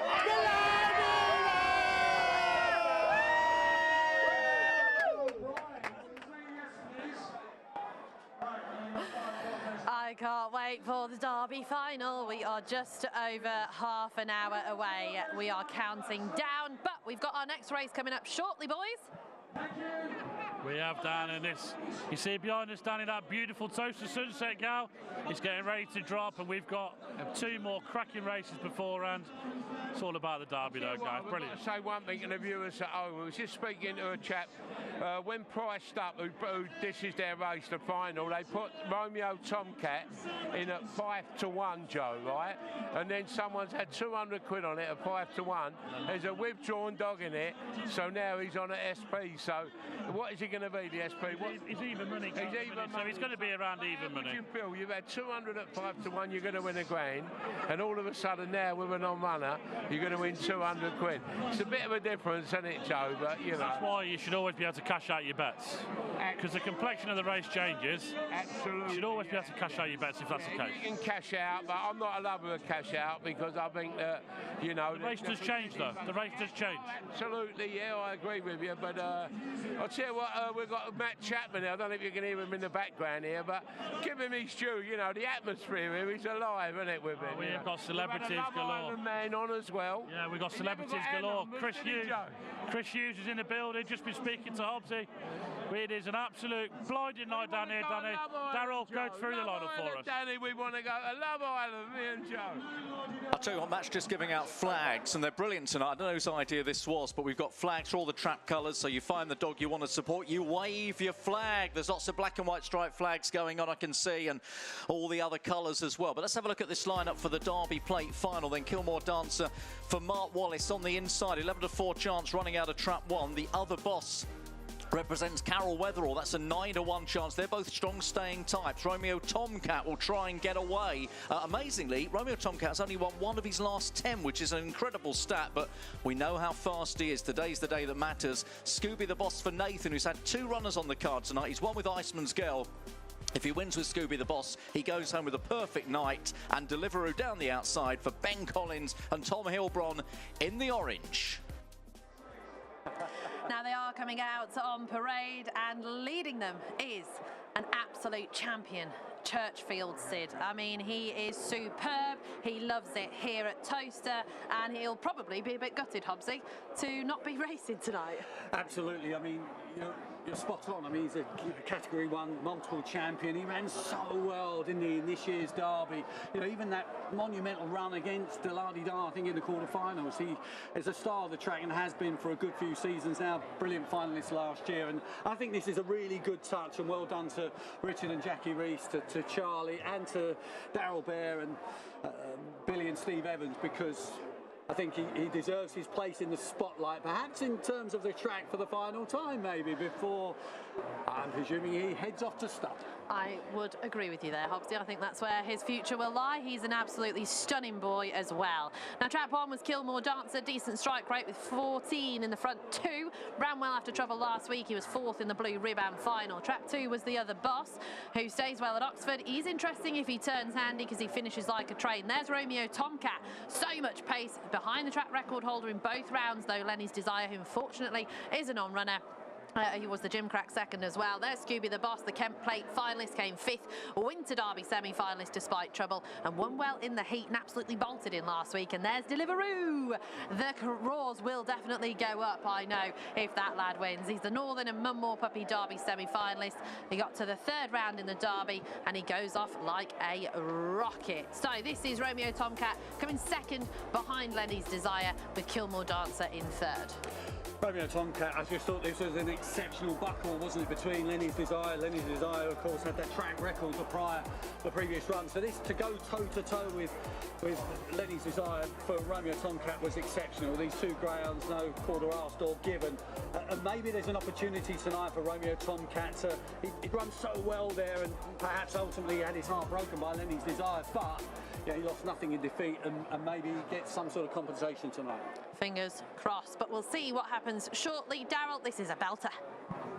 It is. The load is almost complete, isn't it, for the priced up .bet Derby Plate final, with Romeo Tomcat 11-10. Can he get out? Can he dominate? Can he give Patrick Janssen what will be a 4th winner of the night? We're about to find out as the bunny makes its way round to the boxes. Sun is shining right on the traps now. They race away and off they go. Kilmore Dancer got away. Best Deliveroo on the outside between them. Romeo Tomcat is now trying to get a run and will go to the bend in front. Romeo Tomcat will lead them down the back by a length and a half. Kilmore Dancer in 2nd. Then Deliveroo out wide of Scooby the Boss, and at the rear is the other boss. They're midway. Kilmore Dancer's rallying on for Mark Wallace. Takes the lead away from Romeo Tomcat, who now delivers another blow on the outside. Romeo Tomcat and Kilmore Dancer, they're neck and neck. They're head to head. Kilmore Dancer, Romeo Tomcat. Romeo Tomcat this time maybe, but it's so close with Kilmore Dancer. What a buckle. My word, what a run and what a finish. Romeo Tomcat, Kilmore Dancer, judge needed, and Hobbsy, that was a belter. It's extraordinary, really. I mean, last week was Lenny's Desire. This time Kilmore Dancer is having to go toe-to-toe, and I think he just got back up, Romeo Tomcat, just as they flashed past us here. It's very desperately tight. He's run 2 really good races back-to-back, and maybe this sensational line of Patrick Janssen's is having might just continue, albeit you feel that Mark Wallace deserves something. He's had a dreadful last few weeks in terms of the Derby, Mongies Wild having to be withdrawn. So Kilmore Dancer winning for him, that would put the smile back on the faces there. It's nip and tap. You just sense maybe that trap 3 might just have edged it. We're just waiting to hear from the judge, but Emily is ready down at the pickup. Thank you, Danny. Yeah, we believe Romeo Tomcat is the winner of the Derby Plate, but it was a tight one, wasn't it, Patrick? Yeah, it was one tremendous pace down the back straight, got us on his inside, but he come back and battled hard, and so I thought he got up on the line, He's only just 2. He's a young dog, so really. You know what I mean? But he's coming forward all the time. So yeah, very proud to win the Derby plate. Really, with a dog like him, we thought a lot of him. He could do well in the Derby. He did well in the Derby, really. Do you know what I mean? But yeah, it's great to win on Derby night, really. And the night just keeps getting better for you and Dave Firmager especially. So, like you say, you don't want to use all your luck, but the dogs are running well, and that's all you can ask for. Yeah, they are running well, you know. But they are. Listen, I don't want to. Like you come before to the kennels, and I said to you then, you know, they're very classy dogs. They got a lot of ability, they got a lot of talent, and it proved tonight. Definitely, Romeo Tomcat, superstar, winner of the Derby plate. Well done, Patrick. Thank you. They are on fire, aren't they? The Patrick Jansen's dogs. Here is the replay of our fabulous Derby plate. 5 Deliveroo. Managed to get out well. 28.77 is the time we're hearing for Romeo Tomcat, who's done a lot of running to get to the front. Then he had Kilmore Dancer coming up his inside, who has actually gone ahead into the 3rd bend. Romeo Tomcat, though, really battling hard to get his head back in front as they sweep off the home bend, and you can see the slow-mo here. Kilmore Dancer on the inside, Romeo Tomcat on the outside, Scooby the Boss in 3rd place running on, but Romeo Tomcat is just getting his little head back in front at this point, and he has taken the glory and the $2.5 grand prize as well. Tight for 3rd in the end. I think it was 2 with the other boss, but all about Romeo Tomcat, who, looking at the head on, he's edged slightly to his right, has gone in the way potentially of Scooby the Boss, or just slightly moved him off into the 1st corner. And Romeo Tomcat, he gets to the front at the 1st bend, and then it wasn't game over, was it? Because Kilmore Dancer was there on his inside, but he's managed to win for Patrick Jansen's. And I think Daryl, you were saying something about 3 wins on the card is the most that anyone's ever done, and I think Patrick's just surpassed that, hasn't he? Just in Toaster time since the races came back to Toaster in 2021, Danny. So Patrick himself sent out 3 winners last year. Generally, they're so competitive, aren't they? Derby, everyone says, I'd love a Derby winner. To get 2 is brilliant. And to get 3, as Patrick did last year, is quite unusual. He's up to 4, but of course he won't be satisfied because he wants another one in about 30 minutes' time. He does. He wants Droopy's Plunge.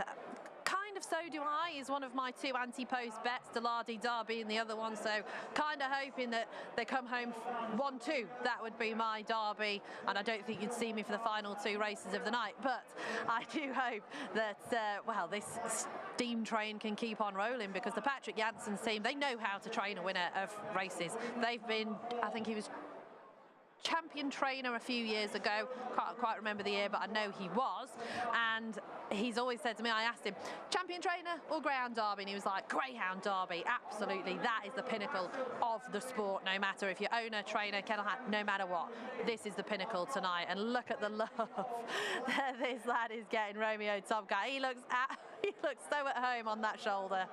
Very, very, very cute. Right, Jason, this was a cracker. Well, what a wonderful performance there by Romeo Tomcat to battle back and win. They're just having the photos taken, and I'll just get over it. Dave, I've got to go to you. What a night.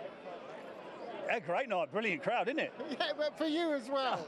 Yeah, it's nice to get a winner or 2 on the Derby final night, and the dogs are running very well. Patrick's dogs are running very well.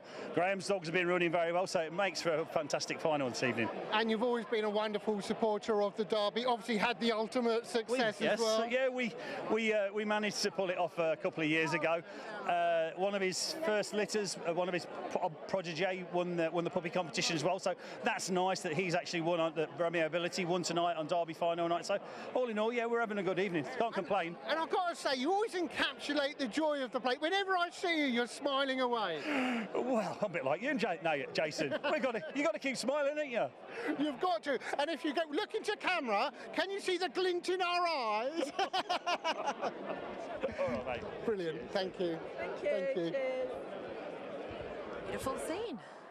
I wasn't talking about the dogs either. Sunset, Romeo Tomcat, 11-10 favourite, beat Kilmore Dancer in 2nd at 100-30, and Scooby the Boss made up the placings in 3rd at 7-2. That was the priced up bet Derby plate. Bet Good Win. proud sponsors of Gone to the Dogs.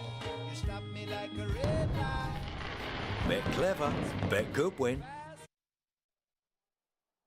Bet Goodwin sponsor our next race as well. We've got the Bet Goodwin Challenge Trophy final over the 7:12. So that is coming up as our next race. But we are building up to the big one.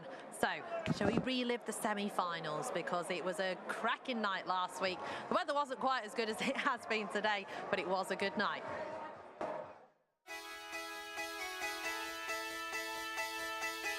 It is the Star Sports, the TRC English Greyhound Derby on Gone to the Dogs Live. First semi-final, race away. Soleil Mio got away, Slick Sentinel and immediately lay pressure down. Bombay Pat on the outside in third, up the fence. Deladi Dar is trying to get a run in behind them. Then comes Churchfield Tid, who couldn't lead tonight. Droopy's Bookham is at the rear of the field. Soleil Mio for Peter Cronin by a length and a half. Deladi Dar now moving through into second place, trying to get a run in behind. Running on Droopy's Bookham has gone third. We got blocked at the bend by Slick Sentinel down the lane. Soleil Mio still. Deladi Dar on the far side is bounding up in time. Deladi Dar will go to the final next week as a semi-final winner. I wasn't expecting him to pick the one up, but the dog's he's just phenomenal. Everything he does is just, and my heart's just proper going. I've got a feeling that's going to be filled up with something soon. Very shortly. Very shortly. I mean, I'm on the day. To do it again and to do it in that style. Absolutely incredible. Incredible. I mean, this is a dog for the agent. We need stories in greyhound racing, every sport, and he's the finest story you can have. Absolutely. We said a couple of weeks ago you wanted a superstar in greyhound racing. The superstar is there. He's the superstar. Come on, the day. Come on, the day.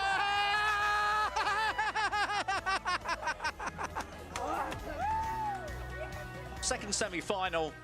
Race away then, and Bocco's Diamond paces up on the outside of Cheap Sandwiches and will have the lead as they go towards the first bend. Down towards home, it's Bocco's Diamond being pursued by Cheap Sandwiches, just as they were at Shelbourne in the Derby final last autumn. And off the turn, Bocco's Diamond by 3 lengths is charging home. He'll be in the final with his kennel mate Cheap Sandwiches, and with them, Droopy's Plunge back in third for Patrick Janssens. He's also in next week's big showdown.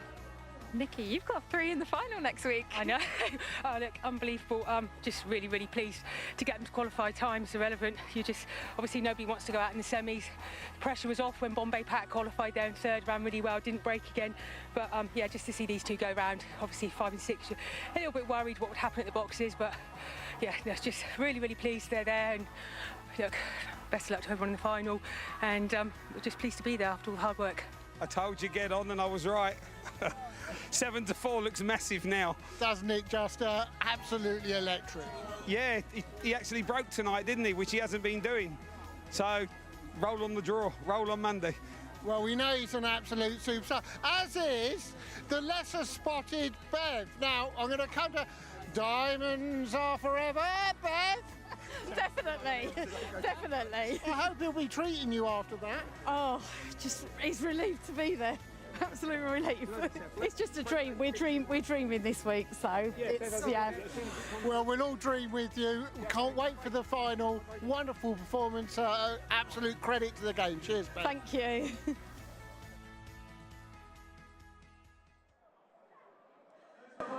We are less than half an hour away from the big one, but here is the lineup for the final and the latest betting as well. Droopy's Plunge 10-1. He was 25s after the semis before the draw. Soleil Mio 7-1.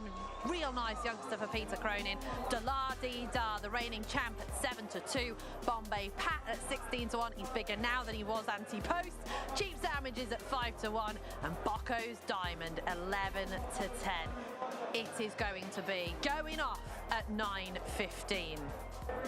Right, let's have a look at the record through the Derby of the traps that they have been in, or the trap that they're in tonight. So Droopy's Plunge hasn't got the red jacket so far. Soleil Mio got blue, but he didn't win. Deladi Dar, though, 2 from 2 in the white jacket. Bombay Pat slightly faltered from 4. Cheap Sandwiches 2 from 3 when donning the orange, and Bocco's Diamond 3 from 3 in the stripes. So it looks like the main protagonist for me, Deladi Dar, Cheap Sandwiches, Bocco's Diamond, they probably have their perfect draws. But what do the boys in the ring think? Joe? Yeah, what about the final, Gal? And look, he was at the final now. You can't. We've got another race, though, Joe. But yeah, what price do you reckon he'll go off, Gal? What, Bocco's? After seeing what we've just seen here, he's a champion, isn't he? You know, I thought he'd be a bit of value. I was right that last race, wasn't I? I want to lay Iceman Skell. Did you see how far he won? Oh. I'll tell you what, that last race, what a race, wasn't it? Kilmore Dancer, Romeo Top. That's what you call, what Harry Finlay used to call the buckle, weren't it? It was a good race, weren't it? What do you make of this race now, the staying race? Well, you know, I know everyone's saying 3 can't win. Savannah Jackpot 7-2, but I backed him last week. I know he had the rails last week. He come from last to first, Joe, but you know more about these dogs than me. You're going to be with 6, are you? Well, she should win, but just I know Kilmore Dancer's won that, ran a big race there, but he's got a mind of his own. He's been Mark Talking in the past, so he'll go as fast as he wants to. I wanted to win because she deserves to win. 8-11 so far on the boards behind us, and 8-11 on the screen there. But if I was playing here, Joe, I'd have a forecast. I'd have Savannah. I'd go 4-3, 6-3. I think 3 will run on to be second, because Savannah it'll run through. And I wouldn't rule out Kevin's other run, Savannah Regimental. He led last week, and Amazing Zeus went past him. 5 in as well. I'll have 4-3. No, where are we going? We're going 4-3, 5-3, and 6-3. So how about 1 and 2? Have they got a chance? Yeah, it's a great race. Really good race as they're coming out on parade shortly. Go, Joe. How long we got? We haven't got. We've got roughly 20 minutes or so. Queenie's on her hands and knees. It's not long now, Queenie girl. Oh, I know, and I cannot wait for the Derby final, but this is a belter. We are going over the 712-metre trip for the Bet Goodwin Challenge Trophy final. Again, our thanks to Bet Goodwin for bringing us the show this evening. We are Gone to the Dogs Live, and if you have just joined us, thank you very much for supporting the channel. And if you're not yet a subscriber, please do so, then you can get involved in the chat. It is lively, very lively. Right, they're about to come on parade for race number 12. I can't believe we're up to race number 12 already. There is Trap 1, Brett and Molly. One of 2 bitches in the field. She's reached 2 Cat 1 finals over 6 bends. The George Curtis and Ballyregan Bob and the Cesarowicz will be handy, and she will be pouncing late, 7-1. Trap 2, Amazing Zeus, won twice at Hove over 4 bends. He's still unexposed over 6. He's only had 2 runs, but he's run well in both rounds behind easy winners, the Regimental and Jackpot. This is Jackpot, Savannah. The roar went up when he turned for home last week in touching distance. He is 5 from 7 over C and D. There's Bombay Nutty, the Golden Jacket second, reached 2 Cat 1 semis prior to that, the English Puppy Derby and the Hunt Cup. He starts and he stays. He's 9-2 for Mark Wallace in the NWD. Trap 5, Savannah Regimental, exciting stayer. Absolutely hacked up in the heat when making all, was collared late last week, but he is still learning on the job at the moment. He's only had 6 runs.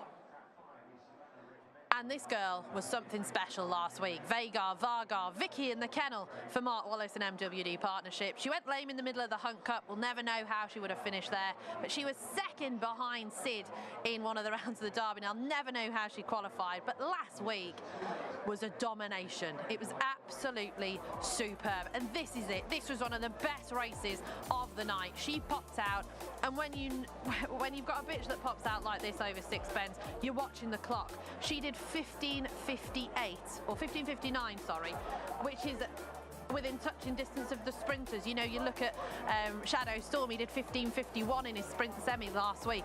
He's done slightly quicker tonight, but she was so quick, and you're just watching to see if that clock was going to go. It didn't. She was 19 spots off it, but 19 spots is nothing. And if she's in this kind of form tonight, if she pops from 6, she's not got the best draw in my opinion, but if she pops from 6, she doesn't matter where she is, because she's got the speed to burn into the bend. Now I can't wait, Joe, to see Vagar here. Oh, absolutely right, Danny. She's a cracking bitch, Vagar, and she's 8-11, Gal. She's still there. They can't make their mind up. I don't know how much you're taking. On one board, Star Sports. The other 2 bookies here, Joe. 6 to more on, 6 to more on. The punters are getting the readies now. They played it up there, and they're going on this 6 dog here. 6 to more on. It's a champion, though, isn't it, Joe? She is a champion. She should win if she comes away. The concern would be the Wallace Kennel. We've had her run so far, had a couple out, coughing, of course, but we've got a special commentator for this race. We do have a special commentator. I've heard him booming out around the ground. Matt Chapman Chapman is in the building, and he's actually in the building this time. Matt, how are you doing? Good evening, everyone. I can only apologise for what is coming up. It was not my idea. I didn't push myself forward, but I'm delighted to be here. This was a place when Toaster started Greyhound racing that I commentated at every single fixture for many years. Love it here. It's great to be back and fantastic to be on this show, and I hope you're going to enjoy that final a little later on with, of course, the professional that is Darryl Williams. The 8:57 then is race 12. It is the Bet Goodwin Challenge Trophy final. Vega. The key to this greyhound will be the start, 4 to 6 on the off the stripe. Savannah Regimental will try and go up fast as well. Flags raised. The bunny is on the move. It's approaching the traps. Get ready to rumble. Racing. And Vagar is out and gone. The favourite's out on the outside. 6-2-4, 1-3-5 as they go round the first bend. Vagar challenged by Amazing Zeus on the inside. Bombay Nutty is back in third. Then on the inside, Breton Bolly. Back to Savannah Jackpot, and at the back is Savannah Regimental. But Vagar's in front with less than a circuit to go. Vagar powering down the back straight at Toaster from Amazing Zeus. Then Bombay Nutty in third. Brett Molly up the inside. Nothing from the back at the moment. Vega just keeps on rocking and rolling on the front end. Vega! Too good. 6-3-2, 1-4-5. Vega continues this great vein of form, trained by the amazing Mark Wallace, a champion Mark Wallace in his time. Vega, trap 6, well, pillar to post, perhaps almost, but got out, away and gone. And for punters, Danny, Vega has done everything you wanted Vega to do. Enjoy the rest of the night. It's Greyhound Derby final night. Oh yes, let's get ready to rumble. Thank you so much, Matt. That was a superb commentary, and Vagar has done the business. What a bitch she is. Vagar over 6 bends is something special, and I can't wait to see Emily's reaction. To be fair, she is down at the pickup, and we will be heading to her shortly. In fact, we're heading to her now. Emily, what a bitch. Definitely what a bitch. So pleased with that performance, as I'm sure Daniel is too. A bit of a frustrating one in the last race, but has that cheered you up? Yeah, most definitely. You know, she's had to work for it a little bit harder than she has the last couple of weeks. You know, she's broke okay, and obviously the drawing 6 wasn't ideal, but she's run a good bend to get round in front, and yeah, like I say, she's probably never going to get beat when she's in front. So yeah, absolutely delighted. You know, it's great to have a nice winner on the big night. So yeah, we're over the moon. Nice to have a winner on the big night. Great commentary by Matt Chapman as well. But like you say, she didn't have an ideal draw. She had to work a tiny bit harder for it than she did last week. So she does look a really promising type for the rest of the year over 6 bends. Yeah, definitely. Like I say, she had to work for it. She's cut the bend a little bit, and the 2 was on her inside, but she's run a fantastic bend. You know, she's been brave and forced her way around, and yeah, she's got a bit of everything. You know, she's got nice early for a stayer. She stays every yard of it, and it's nice to see she's got the sort of track craft and the guts to run the bend to go with it. So yeah, no, she's a very exciting bitch, and one I'm sure she's going to win hopefully a lot of competitions in the year. So yeah, right. Definitely, and after a bit of a tough week for the kennel, obviously a couple withdrawn with the cough, it's nice to get a winner. What do you make of Ballymac Taylor in the Durando? Can she save us from the disappointment of having to withdraw Wongy's Wild? Yeah, she definitely can. You know, she's got a fantastic record here herself. You know, she won this last year. She's a brilliant bitch, you know, and these days as she's getting older, she probably wants every yard of the 940. So yeah, like I say, disappointing for Wongy's Wild, but unfortunately it's just one of those things. And but thankfully we've got another great bitch in the race who can hopefully win it for us again for the 2nd year. So yeah, we're over the moon anyway. Lovely, thank you, Danny. Let's go to the podium. I think I'll come this time. I think we'll let you. Trap 6 Vagar has absolutely blitzed them into the first bend. Amazing Zeus, to be fair, has run an absolute belter for the Richard Rees kennel. That kennel going very, very well indeed. But Vagar, she has done the business here. She's made every single yard of the running. And you know when she gets out, she is not going to stop. Vagar, very, very impressive. And I can't wait to see what the future holds for her overstaying trips, because she's so gutsy. We've seen how speedy she is over 4 bends as well. And that sprint split from last week, or well, not the sprint, yeah, sprint split, 15:58 is just unheard of. So very impressive once again for Vagar, and After a tough week for the kennel, I'm thrilled to see that the MWD Partnership and Mark Wallace have managed a winner this evening, because you want a winner on Derby final night. We want the champion trainer and the champion owners to have a winner on Derby final night, and they have. And this girl, she's 7 from 12 now in her career. She's had 2 seconds as well, and she's just amazing. This drone footage is the best I've seen as well. I love the drone. I think it's brilliant. And Daryl, this was just sensational from start to finish from her. It's kind of what we expected, wasn't it, to be honest, Danny? And we're always watching Savannah Jackpot, of course, trap 3, because we know how strong he is. And look, he's made some relentless late headway. He's had a lot of dogs to get by, but all the credit, all the plaudits go to Veigar, who wins here for the MWD Partnership. And Mark Wallace is on the score sheet. I was just saying to somebody while listening to Matt's commentary that it's a bit like Charlie Lister, isn't it? If Charlie Lister didn't have a winner on Derby final night, you felt you were missing something. Many of us feel that way with Mark Wallace, so well done to Mark and his team. And now we get ready for the big race, a quite important race. Result is in. There is Mike as well down at the podium with his trap 6 for Bocco's Diamond later on. Mark Wallace, of course. Jim Tate taking the pictures this evening at Toaster, and there she is, Veigar, heading to the podium where she should be. Superb effort from this bitch. I can't wait to see her again already. I think she was one of my highlights of the night. I wasn't going to nap her because she was going to be short, but oh, look at that as well. The countdown's on. 10 minutes to the Derby final. 10 minutes. We've been building up to this for 6 weeks. Well, some of us for about 4 or 5 months. 6 weeks of competition, and we are 10 minutes away. Superb scenes, loads of connections. Emily's there thrilled as well. She won't be doing this interview, of course. It will most likely be Jason who'll grab a couple of people for our winning connections. But great to see the younger generation involved as well for the Derby Challenge Trophy final, sponsored by Bet Goodwin, who have brought you the show this evening, along with our affiliates Star Sports as well, who've brought you not only the show but the Greyhound Derby final of 2025. Right, Jason, this was a belter.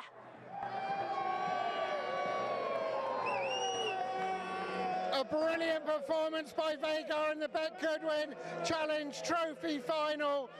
A really, really one. And they're singing Neil Diamond now. Now I'm going to make my way through. Let's go to the champ. Here's the champ. I'll make my way through to the champ. Mark, that was so good. Yes, very good, Jason. Yeah. I mean, that was a very, very good 6-pen race, that. As you know, it's always great to have a winner on the big nights like this. She's a bitch that's going places. Well, she really, I mean, still obviously relatively inexperienced at this trip, and first time she's kind of had to battle a bit, really. Yeah, there was a lot of early pace in that, including our 4-dog Bombay Nutty, who run really well. I mean, as I say, I was so pleased to get a winner tonight. Our kennel's under a little bit of a cloud at the moment. We're having the virus there, and we've had to withdraw a couple of dogs for tonight, so you never really know how they're going to perform tonight. But she's great, you know, and I think she's going to be a serious threat to dogs like Monk as well. Well, you're certainly in the right hands, and you mentioned the Durando as well. Still going to have the favourite. I'm just going to have a quick word with Mike, if I may. Mike, first of all, brilliant. Here we go. We're coming again. Hey, Karen, come on! Whoa, indeed for Veigar. Oh, Veigar, what a bitch. Superstar bitch. Superstar stayer. She's going to be the rest of the year. If she can't win Cat 1 competitions, I don't know who won't. You know, she's a lovely bitch. Coming back to tonight, you're the architect of this. We all know what a response. The people have come. Build it and they will come. I love it. I love it. Look at it. It's great. It really love is.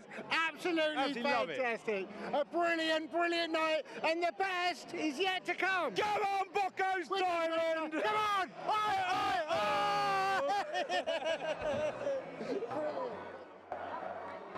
The result is in. Veigar 42.56 electric, 8-13 favourite, beat 3 Savannah Jackpot, who stayed on strongly for second at 7-2, and trap 2 Amazing Zeus was back in third for the Bet Goodwin Challenge Trophy final.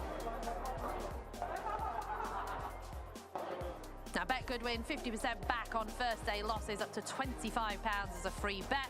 T's and C's there. Make sure you gamble aware, and 18 plus as well. But again, our thanks to Bet Goodwin for sponsoring that last race as well. Now, delighted to say that I've been joined by Matt Chapman. You've been running around everywhere. Yeah, I've got to say, Danny, not many presenters say that, so it's a very pleasant welcome. Yeah, I mean, look, in the old days of Sky Sports Greyhounds, obviously I was very much involved in those days, and here at Toaster, when it first opened, I would commentate on the Greyhounds here every meeting, so it's a place very close to my life, really. I spent a lot of hours at this racecourse, both for the horse racing and the Greyhound, and I can't wait for this final. You know, we know Greyhound racing is a business just like horse racing that needs support continually. In Mike Davis, who we just heard from there, we have someone who is chucking a whole load of money at it, in my opinion, and I don't know all the political ins and outs of Greyhound racing like perhaps I do horse racing, but in my opinion, if someone is willing to chuck a whole load of money at this sport to try and make it better, he should get everyone's support, because at the end of the day, we live in a world, and particularly a country, perhaps more even than a world, that is facing tough times. You know, for everyone, life is hard. It doesn't matter how rich you are, almost, life is hard. And if someone's willing to chuck a whole load of money at a sport that you enjoy, then for me, he should be praised, he should be looked after, and hopefully people will appreciate what he's trying to do. We have tonight what I think is a terrific final. Oh yeah, it is. I mean, we've got the 1-2 from the Irish Derby final last year at Shelburne. We've got the reigning champion from Toaster last year. Who wins it for you? Well, I'm going to put it in horse racing terms, which I hope that quite a lot of your viewers will understand, because the sports cross over. For me, Bocco's Diamond is Frankel. Like, he's the best greyhound in this final for me. If Bocco's gets out, I can't believe that there's any greyhound capable of picking him up. Dilardida is a little bit like See the Stars. Doesn't win by miles, but just battles away, and is like what I like to call a good night out greyhound. Not everyone will appreciate that phrase, but can do it from the front and behind. It can do everything, Dilardida. And for me, that obviously is a really good weapon to have as a greyhound. If Dilardida pings out, everyone's going to think game over. If Dilardida comes out last, if you back that greyhound, you still think you've got a chance. Yeah. So a fascinating greyhound. Cheap Sandwiches I feel a bit sorry for. You kind of think, just never going to beat Bocco's, but there might come a day, and this might be it, when Cheap Sandwiches pings and Bocco's misses it, and then you've got the youngster Solo Mia, who promises much, Bombay Bat and Droopy's Plunge, good greyhounds, but I wouldn't think would be good enough. So, look, I think like most people, I suspect, if Bocco's Diamond leads, he wins. I think quite a few people will be hoping he leads, because there's a few anti-post bets. Matt, thank you so much. Thank you for coming. And we have got the boys in the betting ring, because we're building up to the big one. Thank you, Danny. Thank you, Matt. Great to have Matt here as well, Gary. Fantastic. That's what the game's all about. You know, when he come on, when they was all booing him and cheering him, but he's a character, and that's what the game needs, show character. Right, let's get serious now. We're here at the Star Sports CRC English Greyhound Derby Final 2025. Your favourite, Bocco's Diamond, even money. They don't really want to play any bigger, Gary. They're sticking at even money. I'll tell you a dog who'd have had pounds, shillings and pence on today, and all week as well, Droopy's Plunge. You know, it was 12 to 1 early when we got here tonight. It's now 7 to 1 with all the boards. Star Sports 7 to 1 as well. There's money for the one dog because Patrick Jensen has been his night, Joe. But ain't it been, you know, I'm not being funny there. When they started singing the song there, what was it, Sweet Caroline? I thought I was at Wembley. I never thought I was at Toaster, but great night. Really enjoyed it, and we want to see a good final. That's all we want to see. We want to see a great final. Who's going to win the final? If Bocco's Diamond traps level, Bocco's Diamond wins. 25 to 1, Droopy's Plunge was way too big. He's now a third of that, Gary. He's 8 to 1. So 25 to 1. As soon as he come out, 1 was way too big. But Danny, 6 to beat 1, Gal. Danny, they're coming out. Over to you. They are indeed coming out onto the track. We are ready, everybody, for the best race in the calendar. It is, of course, the Star Sports and CRC English Greyhound Derby of 2025. Now, we know Droopy's Plunge does the parade anyway, but because we are not tight on time, but they are going to just head towards the boxes, because I think the crowd is so big here at Toaster today that is why we are not parading for the Greyhound Derby final. So let's just give you a rundown, shall we? Trap 1, Droopy's Plunge, reached 2 Cat 1 semis, the Eclipse and the Blue Ribband, and I'm going to stop that there because they're about to parade. So ignore all my waffle about them not doing. Droopy's Plunge, though, I will talk about because, of course, he won't be on parade this evening. Reached 2 Cat 1 semis, the Eclipse and the Blue Ribband.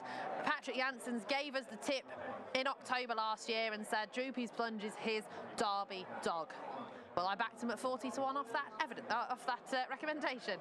And the podcast seems spot on so far. He just finishes like an absolute train, doesn't he? He does need it all to fall right for him.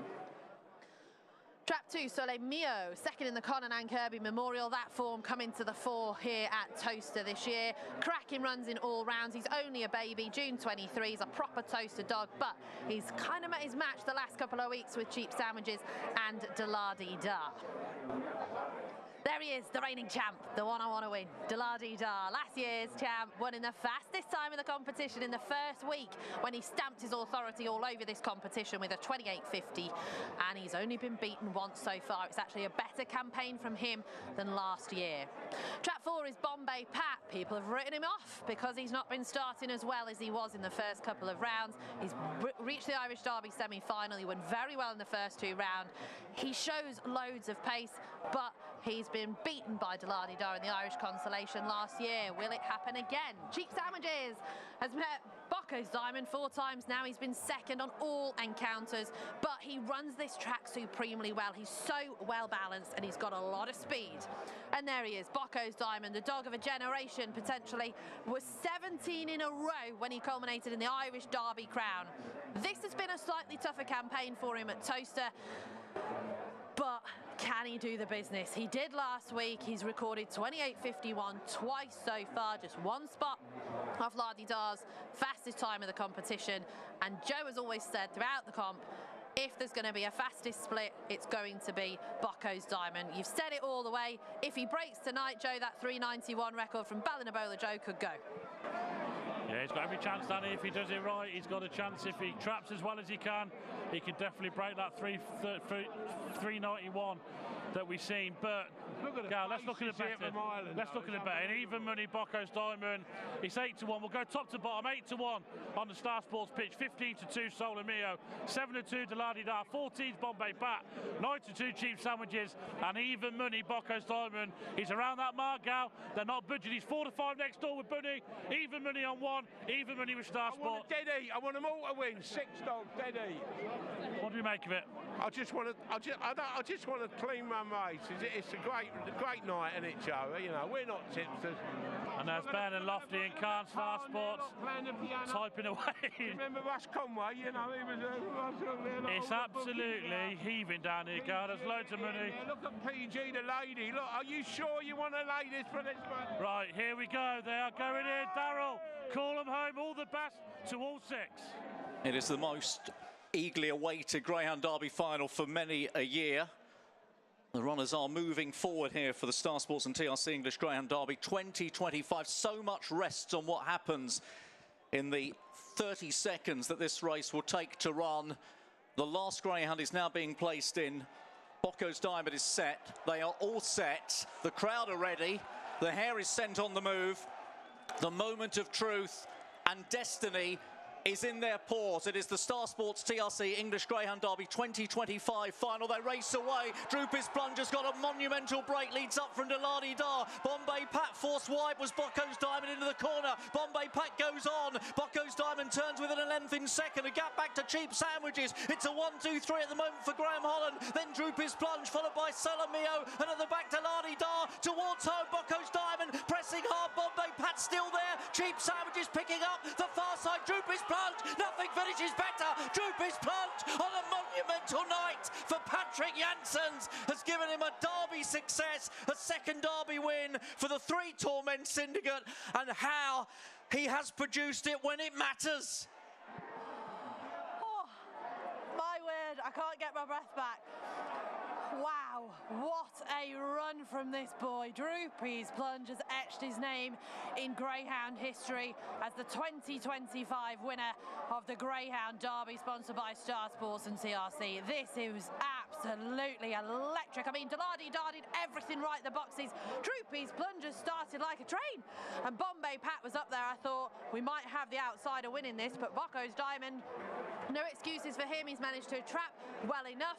He's come up the inside of Bombay Pat here. 5 cheap sandwiches, was in behind, but you see, and you had to see where Droopy's plunge was turning because he's so strong in a finish. He's got a dream run up the inside because Bocco's Diamond's just giving him that little bit of an edge out wide and won. Droopy's plunge, UK winner. We had 5 Irish runners in this year's Greyhound Derby here in the UK, and we've got the only UK runner winning the Greyhound Derby. I don't know what to say. 4 Bombay Pats moved out ever so slightly. Delardi-Dar straight as an arrow out the boxes, and Droopy's plunge. I never thought I would say Droopy's plunge led into the first bend. Emily, my word, what a run. What a run indeed. I'm with a very, very emotional Cheryl. What can you say after that? I think everything was going on in that race. He knows he's my favourite dog. He come over, he was a bit special. He is terrified, although he's getting better. He does bite, but it's in fear. He's not had his draw in the... I think he's overcome some really hard races, and one is his box. And we all know from sort of the second bend, he runs. So, and a second English Derby for the kennel. How does that feel? Oh, it's brilliant. We all work so hard, especially Patrick, Ria, you know, more so than me, and especially for me and Ria, because we've tried so hard with this dog to be his friend because of the way he is. So, you know, so pleased, so pleased. And what were the emotions? I'll let you go to the podium in just a sec, but what were the emotions in the middle during that race? Well, I honestly thought that 6 was going to win, so it was a foregone conclusion, and we did have 6's mum, so I've got a special, you know, a soft spot for the 6 dog. And then when I saw him, I thought, you don't want him to turn a couple of lengths behind, you really don't, because he's such a strong finisher. So, and as soon as I saw him on its heels, I sort of know, I did know, so yeah. Massive congratulations. You've just won a second English Greyhound Derby. I will let you get off to the podium and we'll catch up with everyone more in a few minutes.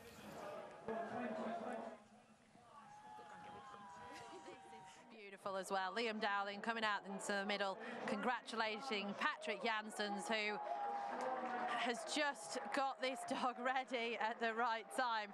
He won in the first round. He's not won since. Droopy's plunge, he's finished third, second, third. He's always had a little bits of scrimmaging here and there because of the way he runs, of course, and you can see he's settled into 4th at this point, just behind Cheap Sandwiches. 6 Bocco's Diamond, you think he's going to win it. I thought he was going to win it. I was kind of cheering myself, and then I thought Droopy's plunge got a lovely seam up the inside. Have to wait and see who's come second, because I haven't heard second and third yet, so I don't actually know it.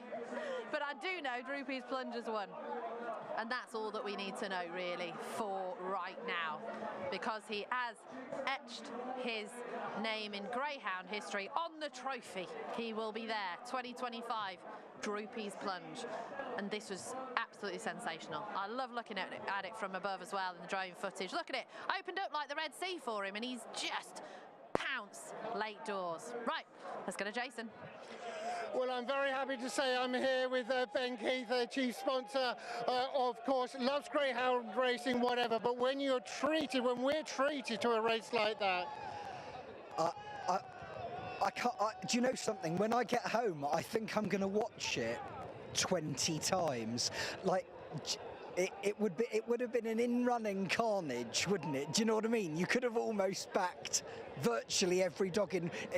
At one point, I don't know about you, off the 3rd bend, I thought Cheap Sandwiches was definitely going to win, but then he just did rail all the way, didn't he? I'm so happy for Patrick because he's such a lovely guy. I mean, I presented him the trophy before. I think it would have been a great story if Delardi-Dar had won again, or Bocco's had done the Irish and the English double. But look, the Droopy's has won on merit, and you can't take it from him. You really can't. It's wonderful. And you mentioned Pat, and Emily now is talking to Pat Janssens. Thank you very much, Jason. As Ben said, we're very, very happy with Patrick. Well, I'm now joined by Patrick, Derby winning trainer once again. How does it feel? Unbelievable, what a greyhound. You know, he broke so well, and then he sort of got shuffled back a bit at the bend, but when he turned there where he was, I thought we got a chance, you know what I mean? I thought the Diamond dog done a fantastic race to get on the inside of that dog, but they sort of come together with that blade in our hands. But how brave was he of the last? So I was shouting, and what a dog. And you know, I can't thank Cheryl enough. She done wonders with this dog. Rhea as well, and you know, Ron Mills, and in the beginning when he treated him, you know, he was a nightmare, and honestly, and from where he come and what he done is unbelievable. Obviously, when you win a derby, you'll be watching the replay a few times, but especially with that one, I don't think you'll ever get bored of watching the replay to seeing how he's won that race. I said to you before the race, he has to do a kind of ready job, and that's how it felt like, you know what I mean? He starts, you know what I mean, and he stays. He's a very, very good dog. We always thought the world of him, you know what I mean, and what an amazing dog, what an amazing feeling. I can't thank Star Sports enough, Mike, for putting this all on. It's absolutely fantastic, and I love Toaster. It's a beautiful dog track. Definitely kind of ready vibes all over. So you've been involved with a few derbies, but your second Greyhound derby win, a great achievement. I'll let you go to the podium. Thank you, Patrick. Oh, I can't believe it. 10-1 he went off, 28.76 for Droopy's plunge in the Star Sports and TRC English Greyhound Derby final. Bocco's Diamond second at 11-10, and Delardi-Da in third place. There is your confirmation of the front three in this year's English Greyhound Derby final. Superb effort from Patrick Janssens and the team. Now we are having a few celebrations, as we would expect, as I would be doing as well myself, as we go back to Jason. I'm back here with Roy. Roy, absolutely incredible. You're literally a quiver here. Cool, yeah. Wonderful to see. Thank you, Roy. I've got to give Mr. Janssens. Oh, he deserves more than a hug. He's having a hug off for me, so you know, before we get started, he just gets a hug and perhaps a commission. You know what I mean? But Roy, I saw just went to speak to you just now. You almost. You said, I've got to get my breath. I can't believe it. I've been in dog since I was 21 years old. I'm 66 this month. It's a dream come true. It's just a dream come true. Just a small village lad, you know, from a mining family. Got my family here, my wife, my daughter, my son-in-law, my friends. Listen, absolutely fantastic. And I've got to say, one of the most charming things, I was just waiting to talk to Roy, and you saw Droopy's plunge, and you went, there he is. Yeah, there he is, yeah. There he is, bless him. Absolutely phenomenal. He's broke tonight. We always knew we needed one, but he's broke tonight. It was a cracking race. And listen, all credit to all dogs that took part. It's been a great race. Can I also say thank you to sponsors? They've really looked after us upstairs. Staff and everybody here. Been an absolutely wonderful evening. Obviously, that's capped it off live. And listen, my thanks to Patrick, ladies, all staff. Listen, just breathtaking. Brilliant, Roy. Thank you very much. Appreciate it. Thank you. Brilliant. Thank you. Now let's go to Emily. Thank you, Danny. I just want to get a quick word with Rhea Tillett, because she is one very emotional connection, understandably. Rhea, we're going to get a word with you. Because I did a Star Sports kennel visit before the competition, and Patrick keeps saying how much you and Cheryl have worked with the dog. Describe your feelings right now. Oh, honestly, I cried my eyes out. It's so nice, especially when you have such a bond with a dog like me and Mum do. He's a difficult dog, to say the least. But honestly, you can't even describe the derby feeling. It's incredible. And you were watching from the stand. I was watching from the middle, so I could see a bit more what's going on, but I still can't wait to watch the replay. Can you? I can't, because I couldn't really see. There's so many people, which I'm so happy for Mike, because he really did deserve this night, and I can't thank him enough. It's been amazing. But we knew he broke well, we turned handy, and there was never going to be anything stronger coming home, so unbelievable. Celebrations tonight? 100%. Definitely deserve it. I'll let you get the picture taken. Very well done, Rhea. Thank you. Fabulous scenes down at the podium with Ben Keith from Star Sports wearing everything Greyhound related there. I love his waistcoat and his tie combo. That is phenomenal. And if you speak to Kim Sanzone, always look, she's got a Greyhound on her necklace, and it's fabulous. So they are super happy. The three tall men syndicate have won with Patrick Jansen's the Greyhound Derby of 2025. Plenty of connections there as well. I think I saw a few red flags floating about, because we've had all the flags floating around Toaster with the different traps, of course. And I know I was speaking to quite a few people who wanted Delardy-Dar and Droopy's Plunge, and just phenomenal, really. Droopy's Plunge has won this race, taking it by the scruff of the neck late, though, because that's how he runs, and especially when he's in against some speed balls like we had. I mean, Bombay Pat got out today, and I think he's just hampered slightly Cheap Sandwiches and Bocco's Diamond. Not hampered them, but just tapped them for toe early on, and they've had to work really hard, the pair of them, to try and get in front. So for me, thrilled. I wore the wrong colour dress. I was going for the Irish domination in green, but hey-ho, I'm thrilled to be wrong. But it's beautiful. I mean, he's such a beautiful dog as well. I know he doesn't parade, he is very nervous, and you can see that he is slightly antsy, I think, but Patrick's got hold of him, and he's absolutely brilliant. Darryl, this race, I mean, your commentary was superb as always, but what a race this was. It's just the most incredible race, but when the boxes opened, Danny, as we see here, Droopy's Plunge had a chance. I mean, how they cheered the draw on Monday. Nobody cheered more, got to the bend, Bombay Pat was there, and then there was this moment, wasn't there, when Graham Holland had not the first and second, but the 1, 2, 3, Bocco's Diamond on the inside, Cheap Sandwiches, Droopy's Plunge we know would pick up, but seems to have a lot to do. Solo Mio, Delardy-Dar at the back is going to pass Greyhounds. Now off the bend, suddenly Bocco's Diamond has just allowed room for Droopy's Plunge, who needed no second invitation. He's charged to the front. I had absolutely no idea, Danny, who was second, so I just did the right thing, in my opinion, which was to keep quiet. But I tell you what, this is the biggest price winner since Astute Missile at 28 to 1. What was that, 9 years ago? It's in the realms of Kind of Ready and Salad Dodger and Alan Gift, those sort of dogs winning at those sort of prices. And he probably should never have been that price, really, Droopy's Plunge, but he's one of those dogs, and I always look at them in the final anyway, that you are looking for that dog that's just been consistent. He's gone through the rounds, he's gone through the motions, but he's always snuck through. And Hobbsy, I mean, what an honour to be here. Thank you, Danny. I mean, extraordinary scenes down here. You can imagine the emotion of landing a second English Derby success for Patrick Jansen's after Thorn Falcon. There's plenty of tears here. It's been an extraordinary night, I think, for Team Jansen's. Anyway, Ron Mills, Derby winning owner, you're instrumental in the progress of this dog. It's been extraordinary. I know, fantastic. I think when he got, I don't know if you heard me on Monday evening or Monday afternoon, when he got trap one, I cheered. I was the only one that was surrounded by people that weren't, you know, representing him. But I just think it was, yeah, I thought he had a chance. And then when he got out okay, and then when he ran on, you know, I thought he's gonna win this. Absolutely, it worked out very well, of course, for the Greyhound in trap one. Thank you to Ron with Droopy's Plunge successful here. Stephen Powell, the blogger, of course, great to see you. How are you? You enjoyed that? Do quick shorter. Done my money on Bocco's, but congratulations to the winner. I don't think Bocco's was at his complete best tonight, but the winner picked him up and really steamed home, eh? Great race, and I've seen a few punters have all backed the winner, and I'm the only one who hasn't, so there we go. Still 2 races to go. You will get it back. The presentation's still going on. You can see Patrick Jansen's and Roy Ball, of course, the leader of the 3 tall men syndicate, all from Sheffield, of course.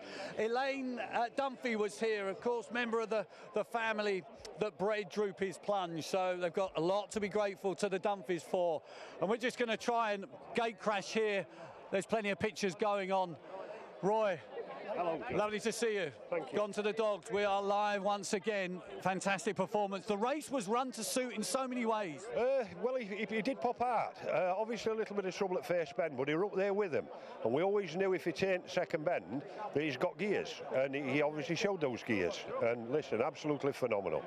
Well done to Patrick and team. Listen, Absolutely fantastic. That home straight must have been a joy to watch because you knew what was coming. I did, yes, I did. We've had the dog long enough now. We know how strong he comes home, and he was in the right place at the right time, and he struck, bless him, and struck well.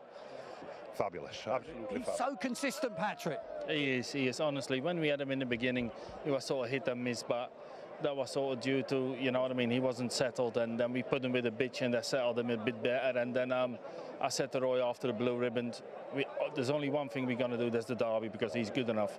And we brought him back. He ran on Trainers Championship night. He got beat there, but he ran never so well. But like Perry Bar ain't really his track. He's a 500-metre dog plus, you know what I mean. So you know, when everything went to plan, really, he sometimes how he qualified in these qualifying rounds was unbelievable, you know what I mean, and that's what he is, you know what I mean. When you look at that race tonight, any of them dogs could have won. I said to Graham Holland before the race and Peter Crone and Liam Dowling, I says there ain't 2 lengths between these dogs, you know what I mean. I says, but we ain't got it early on, but we got it at the end, and if we are in a pitch of the last, you're all in trouble. And listen, the only dog we couldn't back run is the La-Di-Da. But listen, it was a fantastic race, fantastic final, fantastic dogs, a fantastic venue here at Toaster Racecourse. The track is absolutely perfect. Mike Davis, can't thank him enough. Start Sports, can't thank him enough. Can't thank enough you guys. You make this all of it. You know, you make us feel special. You know what I mean? And I can't thank enough Rhea, Cheryl. They done wonders with this dog, and Roy, of course, for supplying with the dogs, and John Lenihan, you know what I mean, had him before we only won the big Cork race. What's going on now? There was tonight as well, the final.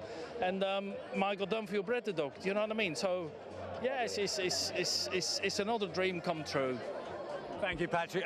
Fantastic words.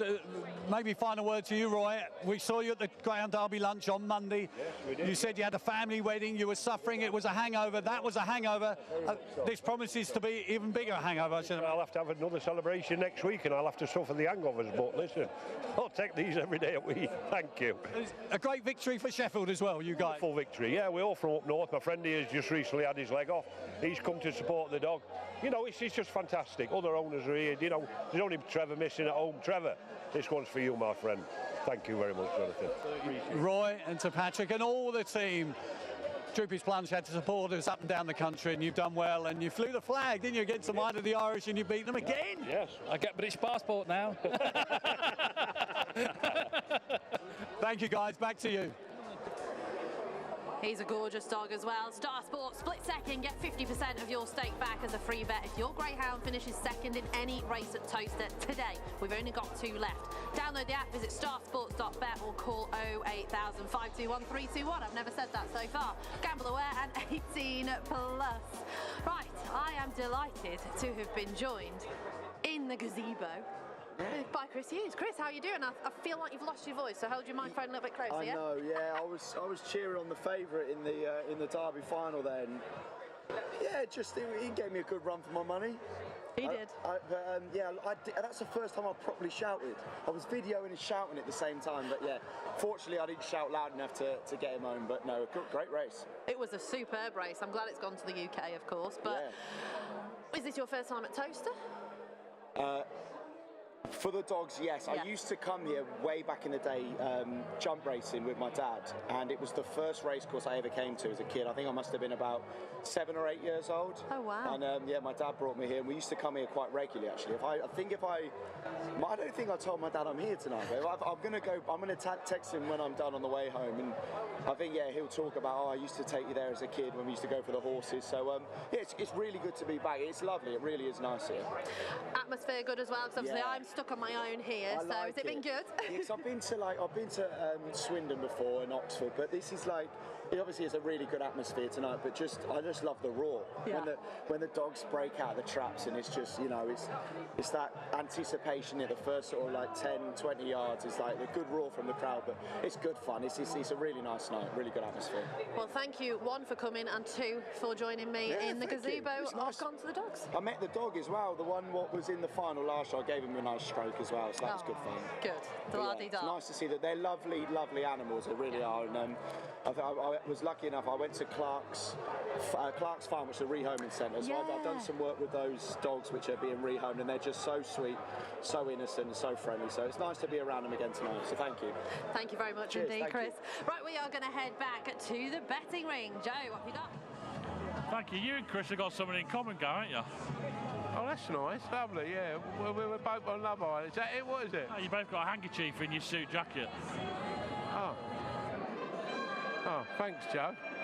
What's the difference between me and Chris Hughes, eh? There's no difference. There's no difference. I see the Queenie. She ain't stopped smiling for the last 5 minutes. She had what's name up there, Matt Chapman, and She's had them all with her tonight, Danny. By the way, Gal, what an unbelievable final that was. Final, I didn't have it. How good was that race? Fantastic, best race I've seen for a long, long time, Joe. And I don't think there was any unlucky stories, was there? You know, you said Dars ran a huge race into feet, but he never got touched. They all come round the bend. Honestly, it's been a treat tonight, toaster, isn't it? The final, but it's incredible, mate. And I was on the winner, Joe boy, and you. 25s when I was at the draw Monday, and he come out when he got trap one. I said to Ryan, right, get the 25s quick as you can.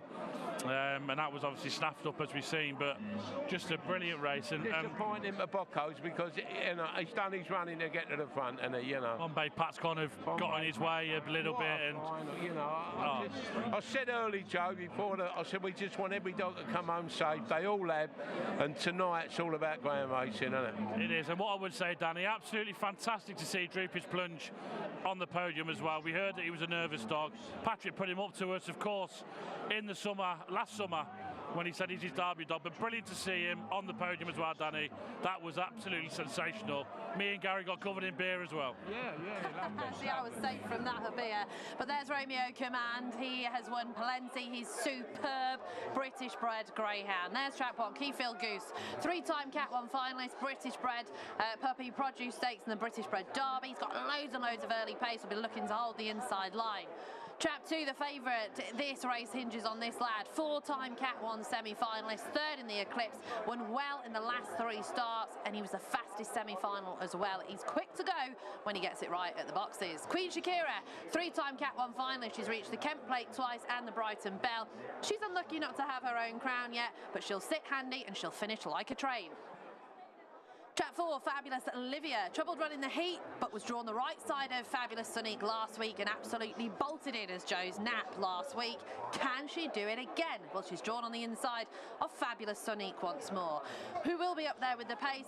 She does stay. She's a 3-time Cat 1 finalist, the Empress, the Blue Ribbon, and the Essex Vase. And then we get Trap 6, Spirit and Zealous.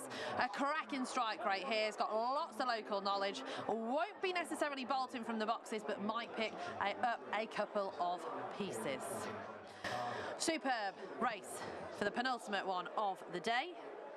And we are looking back at Romeo Steele beating Keyfield Goose and Queen Shakira. This is what this lad does best. When he gets out the boxes, he has got so much pace and he's just absolutely routed them. He won by 3 1/4. Keyfield Goose has been not plugging on, he's been creeping closer into 2nd place, and then Queen Shakira was running on for 3rd. I know quite a few people backed her last week because they thought she might have been the fly in the ointment, but 4 was Romeo Steele, and he won very well indeed. Right, we're going to go straight on to Fabulous Livia, who beat Spirit and Zealous and Fabulous Sonique. She came out the boxes kind of level with Fabulous Sonique into that first turn, and then she's blown them away once again. She won by 4 1/4 lengths in the end. Slightly slower than Romeo Steele's time. She did a 29.06. He did 28.81. Fabulous Livia, though, can she do it again? Well, she's got Romeo Steele, and Darryl, it all hinges on his break, really. Oh, it does, and they are loading up, Danny. In fact, they're almost all in, aren't they, for the BGBF True Frame Champion Stakes final. Favoured in Trap 2, Romeo Steele. Odds on for that man, Patrick Jansen's, Dave Firminger. Ownership, of course, and the racing, and they're away, and Romeo still was slowly away. Fabulous Livia got a good break from Keyfield Goose. Here goes. Romeo still up on the inside, forces the issue into the corner, and now takes over from Queen Shakira, who's gone 2nd, then Fabulous Livia, followed by Fabulous Sonique, and then back to Keyfield Goose, and last is Spirit and Zealous, and they race towards home. This has happened a few times tonight. A Patrick Jansen's leader, but it might not be over because Queen Shakira is trying to make a finish of it. Romeo Steele by a 1.5 lengths. Queen Shakira. It is Romeo Steele, a six-timer for Patrick Janssens, Queen Shakira and Fabulous Sonic. Give him the keys to Toaster. Indeed, Patrick Janssens, Dave Firmager absolutely cleaning up tonight. And Romeo Steele has added another win to his tally. He's now 19 from 41. That is one heck of a strike rate. £3,000 he's picked up here as the winner of the BGBF True Frame Champion Stakes, our 14th race of the Derby final card. And you know what? The scenes at the pickup I love, because you can see all the waggy tails, everyone having an absolute beano after they've just run around the track with all their mates, and it's just great fun to see. So I do love the pickup shots, and you can see Emily's grabbing the connections of Romeo Steele, who has got it right on the night. Emily, this was a belter. Yeah, thank you, Danny. What a night for Patrick Janssens, joined by Kelly Bakewell. I think this is possibly the best night ever for Patrick and the team. Unbelievable, he's still sinking in. Unbelievable. Let's just touch on the Derby first of all. Were you cheering Droopy's Plunge? Did you think he could win during the race? How he went up that back straight, I thought every stride he was gaining and gaining, and then it was just phenomenal now the home straight. And Patrick's been on absolute fire tonight, so credit to him and the team. Even in this race, when the traps opened and he didn't come out, you thought, oh, maybe he can't win, and then suddenly he comes out the bend in front. So just the kennel's unstoppable tonight. He ran a really clever race. Obviously, he didn't come out, as you saw, and then he saw the gap on the rail and just went through it. And that was that. He's amazing. After his run at Nottingham, he's amazing. He definitely is amazing. He's very, very fast, in the form of his life. So well done, Kelly, and to all the rest of the team. Thank you. Donning the blue, Romeo Steele didn't get the best of the break, but actually that's helped him because Keyfield Goose has moved off and he's got a lovely run up the inside here, Darryl. This was a belting race and a good bit of track craft as well.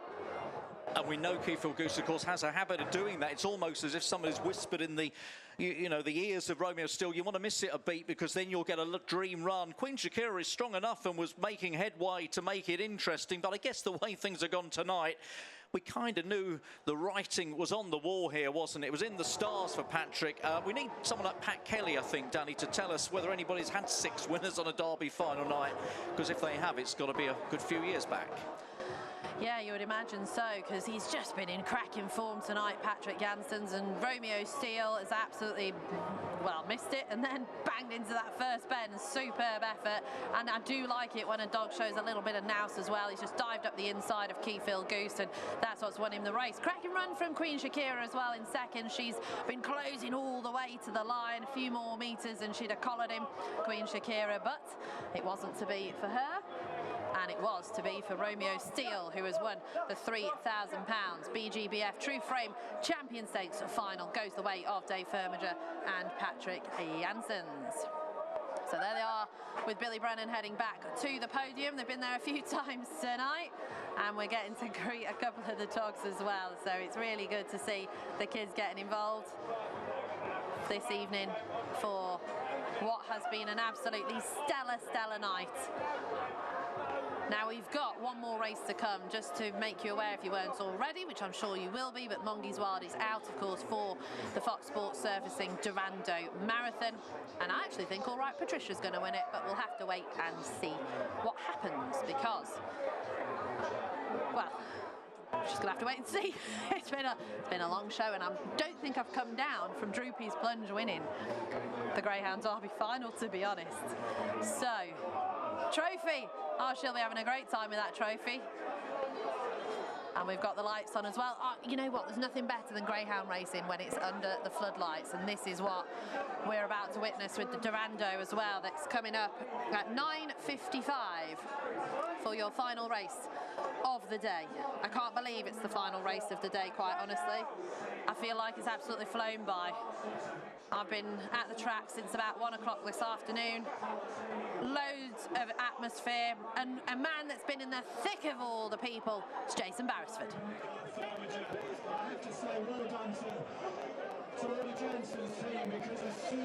Well, what a night it has been for Pat Janssens, Dave Firmager, and everyone else involved with the kennel. Romeo Steele, an absolute superstar of a performances, just having the obligatory photos taken. Jim's just shouting at them, then I'll get in there. So the photo taken on what has been the most extraordinary night. You can see Cheryl there as well. He's organising them, right. Jim has got them in the right position. 1, 2, 3. The big oi oi, and there we go. Right. I'm going to get in. Oh, one more. There we are. Pat's doing his impression of the Statue of Liberty. And why not? And I can get in there now. I haven't actually spoken to Pat tonight. He's spoken to everybody else, not me. Pat, what a night. Unbelievable. Unbelievable. You know, I don't know what to say, really. You know, I mean, it's a dream come true. I can't thank you enough for you make this special gone to the dogs. You know what I mean?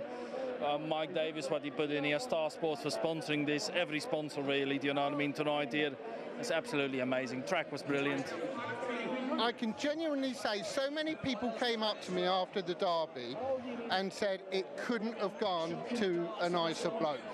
Well, I see that as a compliment, you know, thank you very much. Listen, Droopy's plunge, that is down to Rhea and Cheryl, not down to me, honestly. They done that dog. He had issues, and listen, you can see now he's so much more consistent than what he was 6 months ago. He's a true champion. That was a great final. All them 6 dogs could have won, you know what I mean? But we're the strongest coming home, and it went for us, you know what I mean? But it's a dream come true. That's why we do greyhounds. That's why we train greyhounds. You know, I love the derby. Absolutely love the derby. Well, you're not just the only winner, because greyhound racing, and I know it's a cliche, I know it's twee, but genuinely greyhound racing was the winner tonight. Definitely is, and when you see the crowd and you see the atmosphere, and do you know what I mean? It's absolutely beautiful. Cheers, Pat. Thank you. Thank you. Well, the lights are going off at Toaster. I can't wait to be down there with the crowd shortly. And Romeo Steele, 28.87, 4-7 favourite, beats Trap 3. Queen Shakira at 5-1, and Fabulous Sonique was third, 2-3-5. The numbers in the frame for the BGBF True Frame Champion Stakes final.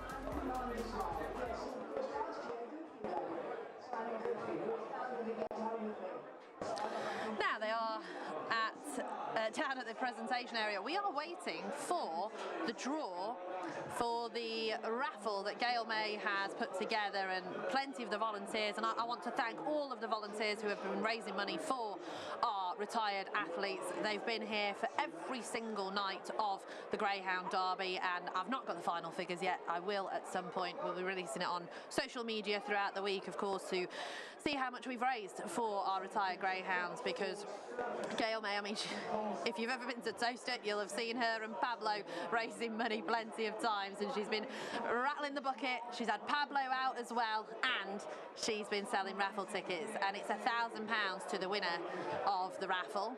And we've got 5 prizes. I don't know what they are off the top of my head. I just know the main one. Gail's there, I can see her. She's got a bucket. I told you, always there with a bucket is Gail. And she'll have been thrilled with Spirit and Zealous getting to the final of the last race that we had as well, because she's part owner of Spirit and Zealous and loves watching him here. He's won 19 times from 57 starts, and just superb to be involved with a greyhound that's got to the Derby card. Right, let's go back down to Jason. And the excitement just keeps on coming. As we know, Gail May, who you can see being interviewed by Hobbsy here, and her team have done such wonderful work for the welfare of greyhounds, and they've got a draw. Lots of people have entered. Gail, can I just have a very quick word for the go on to the Dogs Live viewers, if you can just tell us, come on, don't worry about that. Can you just tell us what this draw is all about? Yeah, well, we've been doing it across the whole derby. It's for our partner homing charities. So we've got 5 prizes. First one's £1,000 that we're going to be doing any second now. So. Excellent. Well, I'll let you take over, and we'll keep an eye on it. Hobbsy's going to MC this. And wow, there we are. Now, the spin has been made, and the first prize. Gail, what's the first prize? £1,000. £1,000 first prize. Number 01124. 01124. Michael Copeland. And Michael Copeland, well done to Michael Copeland. You've won £1,000. There's Michael Copeland wins £1,000. And now we're going to do the second draw. Which next one is £700 travel voucher. A £700 travel voucher. You can go to Bognor Regis 30 times. That's John Wright. John Wright, 0709 0709. He's definitely here. He's definitely here. John Wright is definitely here to get his travel voucher. And the next one, Gal? £500 cash. £500 cash is the last we're going to show. And it's going to Lee Craze. Lee Craze, the prominent owner. So well done to him. And we'll leave it there. There's going to be further prizes going on. But thanks to Gail and her team and all the good work that they do. Yeah, they've been wearing little pink hats that have all of the retired greyhounds that we've had in Towcester and roaming around today. We've had a gazebo with plenty of merchandise that we can obviously raise money for the retired greyhounds and our partner homing centres as well as we come out for the marathon. It's one of the most anticipated races of the night, this one, Joe. It is, Danny, and it would have been so much better to have Mongies Wild send everyone home happy, Gal, but we've got an intriguing race now, of course. Ballymac Taylor 8 to 13. All right, Patricia in it around 5 to 4. Can't really split them here, Danny. 4 to 5 Ballymac Taylor with Star Sports 5 to 4. All right, Patricia. It looks a bit of a match on paper. On with All Right Patricia to win. But what about the pace we just see Romeo Steele show there, Gal? Unbelievable. He wanted to win at the first bend, didn't he? It was like a boxing match. You know, he just threw the punch, didn't he? And as he went to go it, all of us, it's been a great night. I'll tell you, all the judges here, and there's about 5 or 6 here I respect, they all want to fancy the 6 dog here to beat the 2 dog. But if the old Ballymac Taylor come back to what he was, this is the best 4 to 5 chance you've ever seen, isn't it, really? But all the judges want to back the bottom, Joe, but I'll fancy the 2 dog, you know. Yeah, she's not quite been at it recently, which would be a bit of a concern. Makes it slightly easier now with no Mongies Wild, of course, in the race, who we bet the distance, we bet over 8 lengths. But let's go to the parade with yourself, Danny.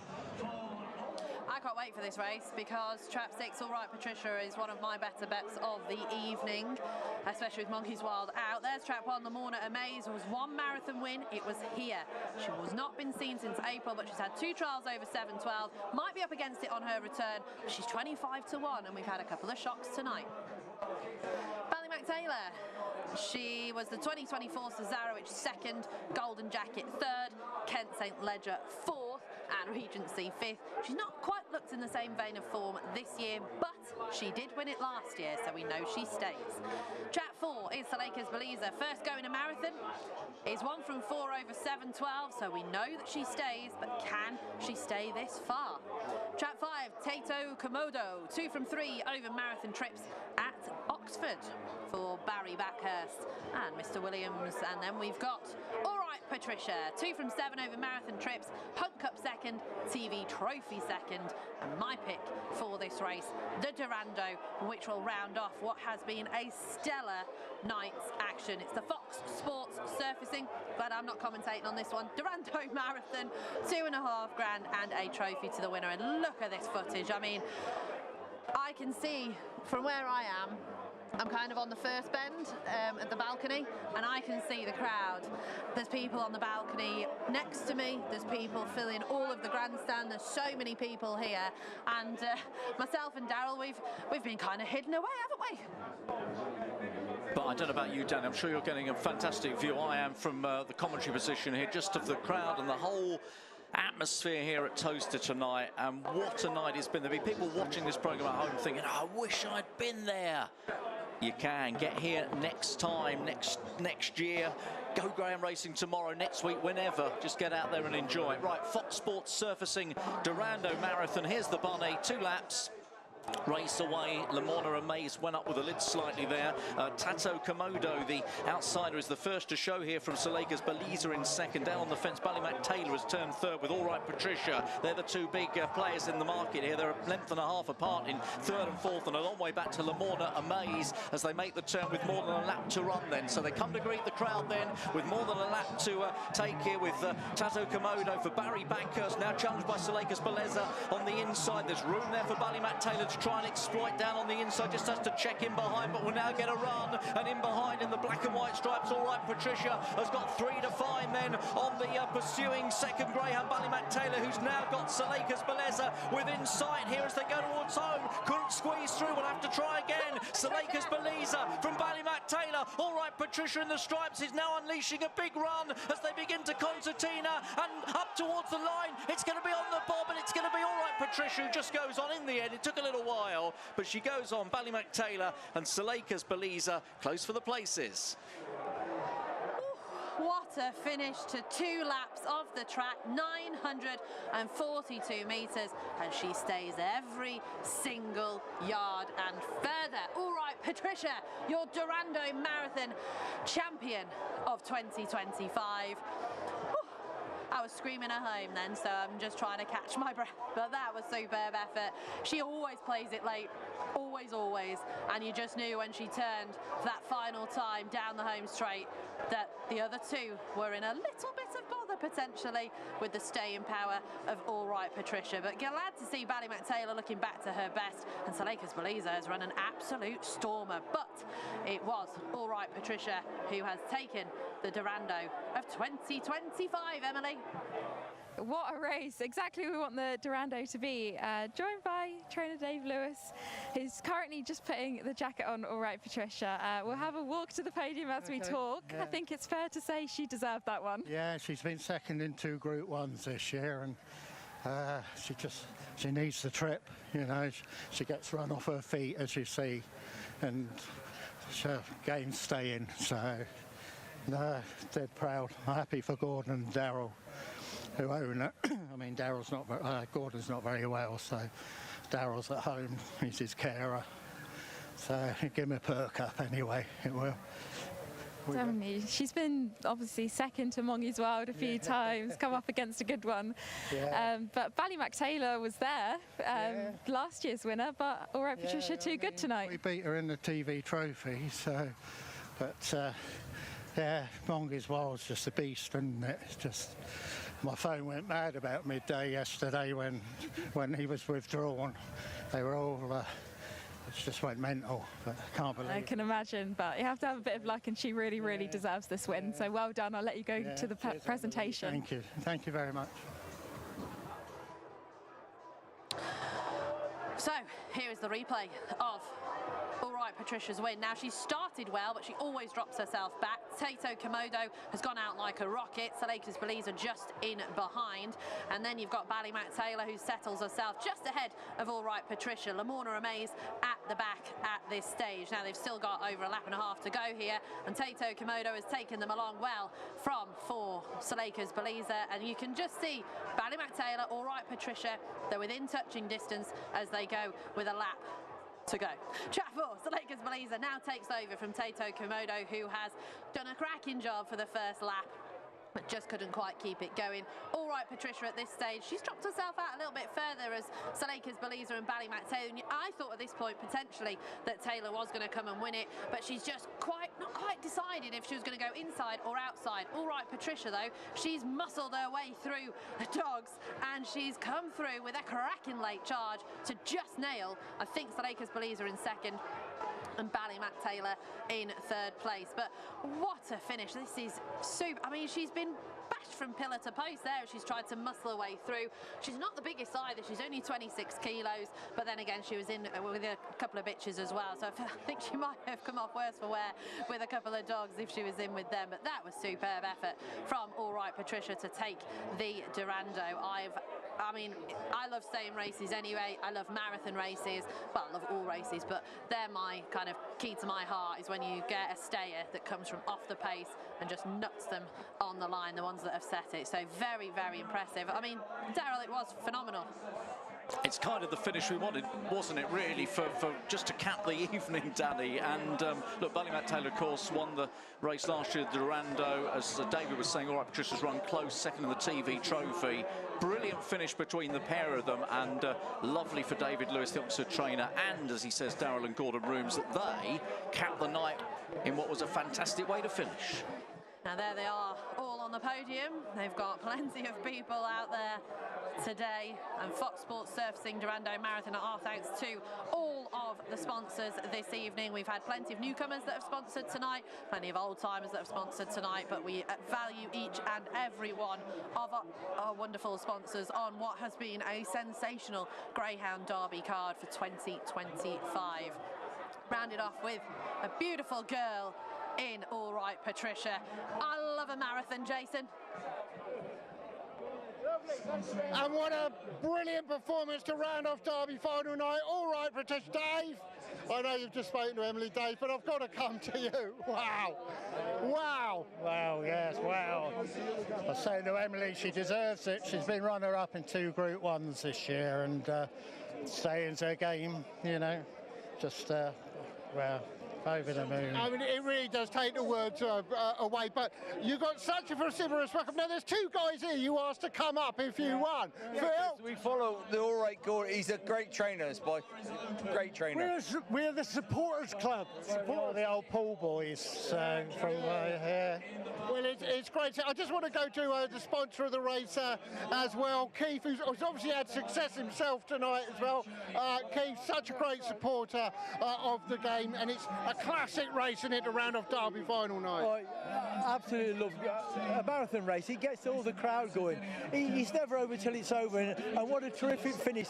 I mean, fantastic. What can you say? He just rounded off a brilliant evening. You got to thank everybody for putting it on. Without these people, Starsport, Mr. Boothby, Mike Davis, we wouldn't have this. And this is what it's all about. Come racing and enjoy yourself. Absolutely. And I tell you what, sorry, Dave. Sorry, just having some water there. And I know you've brought a lot of people with you, all the kids as well, and that's important because they're the future. Children are the future, and that's what we keep saying. Bring the kids in. They're your next generation of people that's coming in the sport, and this sport needs people. It does, but the Durando won in brilliant style by the wonderful All Right Patricia! Thanks for sponsoring it. She is a beautiful girl and has won. She's finally got a crown. All Right Patricia wins the Durando 58-10 at 11-10, beats Salakers Blazer at 10-1. And back in 3rd place was Ballymac Taylor, but there was only a hair's breadth between the 3 of them for our final race of the night. Right, shall we have a look at tonight's winners? I feel like they were a while ago that we had the first few here on Gone to the Dogs Live. Thank you for all of your support. Thank you for watching. Thank you for making the chat so lively as well. So we started off with Faye Point Harvey, then 3 Point Susie, who absolutely loves it at Toaster, comes over all the time. Avengate Venus back to her best. The Empress Stakes winner, we had Slick Sentinel, who got a bit of compensation for being knocked out last week. March on Freddy put his doubters to bed in the 651. Then we had Romeo Empire stepping up for the first time and justifying the odds. Romeo ability, has ability, and he's a very nice pup. Radical Scobie, what a run from him. Then we had Shadow Storm, very nice young sprinter, 3 from 3. The nap went in, I've got to mention it again. Iceman's Girl went in as well for Garrowing Price. Romeo Tomcat, an absolutely sensational run from him, 28.77. Vega, I was waiting for her all night as well, and she delivered at short odds. Then we had the big one, we had Droopy's Plunge, the only UK runner in the Greyhound Derby, won, and absolutely superb. Romeo Steele was a cracking winner at very short odds, and then All Right Patricia has rounded off the card with 2 laps of the track in a time of 58.10. And just to look, there's only track 4 that we didn't have a winner from tonight at Toaster. Well, it was all about the Derby final, and Joe, Gary, what a superb final it turned out to be. Danny, the whole night has just been extraordinary, Gary. This is what ground racing is all about. People flogging in. Still staying here, and they all want another Sweet Caroline. You think they've had enough? It's been open since 10 o'clock this morning, isn't it, the track, you know? Just the final gal, Droopy's Plunge, it was... He come away running, didn't he? Now, and he still had his legs taken. We're watching it back here, Gary. He's trapped in front. Just watch his legs here. He just gets slightly stopped at the bend as well. That wouldn't have helped him at all. Then you've got Bombay Pat in front. We knew how fast Bombay Pat was. We knew how quick he was. Bocco's Diamond showing that pace from 2 to 3 that we know.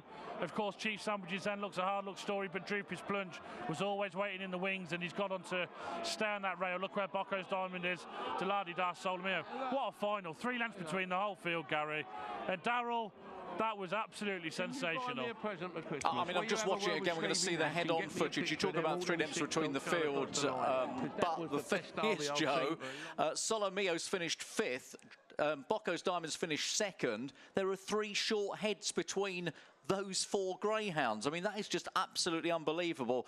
But when you consider that Droopy's Plunge 10-1 winning the Derby final tonight, the biggest price winner of the night. It was the big race. It produced the big price winner. You mentioned that 25-1 was there, wasn't it, just ahead of the draw. A lot of people are on, a lot of happy people tonight who've managed to back Droopy's Plunge. And, goodness me, we've beaten the Irish. We have. Now, there you can see me.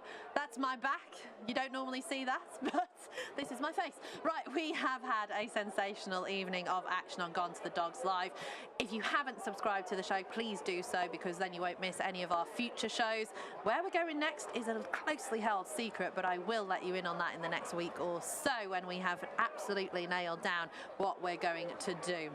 Now, we are heading to Newcastle, though, on the 24th of July, because we've got the ARC Northern Flat Final. So that is coming up on Gone to the Dogs Live, and I can't wait to be there, because we've not been to the Northeast yet on Gone to the Dogs, so it'll be a trip up north for us, Joe. It will, Danny. We've got the competition, the free tipping competition. Angus Murray Carter is the winner, £19.17. Second was David Williams. Not sure if it's David Williams. And third was Wade Meskill. But just a quick word, Gary. I want to say something to Danny after, but quick word on tonight. Brilliant. You've just said it. Brilliant. That's it. Can't say anything more, can we? Brilliant night, and everyone's still here. The atmosphere electric, Joe, all night, and you've got to take your hat off tonight to everyone involved. You know, Dave in the truck as well, and everyone. There's a lot of people on Gone to the Dogs behind the scenes, isn't there? And, you know, who make it. What a night, Joe. Thank you. Thank you, and look, Greyhound Racing is the winner. But Danny, I want to say a massive thank you to you. You started this as a small podcast. We had 10,000 people watching tonight for Gone to the Dogs, so be very proud of what you've done. We're getting bigger and better. Greyhound Racing is a winner, but Danny, massive well done to you. Thanks for that. Thanks, guys. I've brought a tear to my eye there, to be fair. I can't wait to be back bringing you the best of Greyhound Racing here on Gone to the Dogs Live. We'll be bringing you plenty of podcasts, of course, going forward, so do make sure you subscribe to the channel. I'm going to bring Hobbsy in here. It was magnificent. What a great job you have done tonight, Danny. You kick on, girl. Thank you very much, Hobbsy. He's been emceeing all night as well, so Hobbsy's not been quiet. He might not have been on the show very much, but he has been making sure the crowd have had a superb time. I've been Danny Jackson. This has been Gone to the Dogs. Droopy's Plunge is your 2025 English Greyhound Derby champion, and we'll see you next time.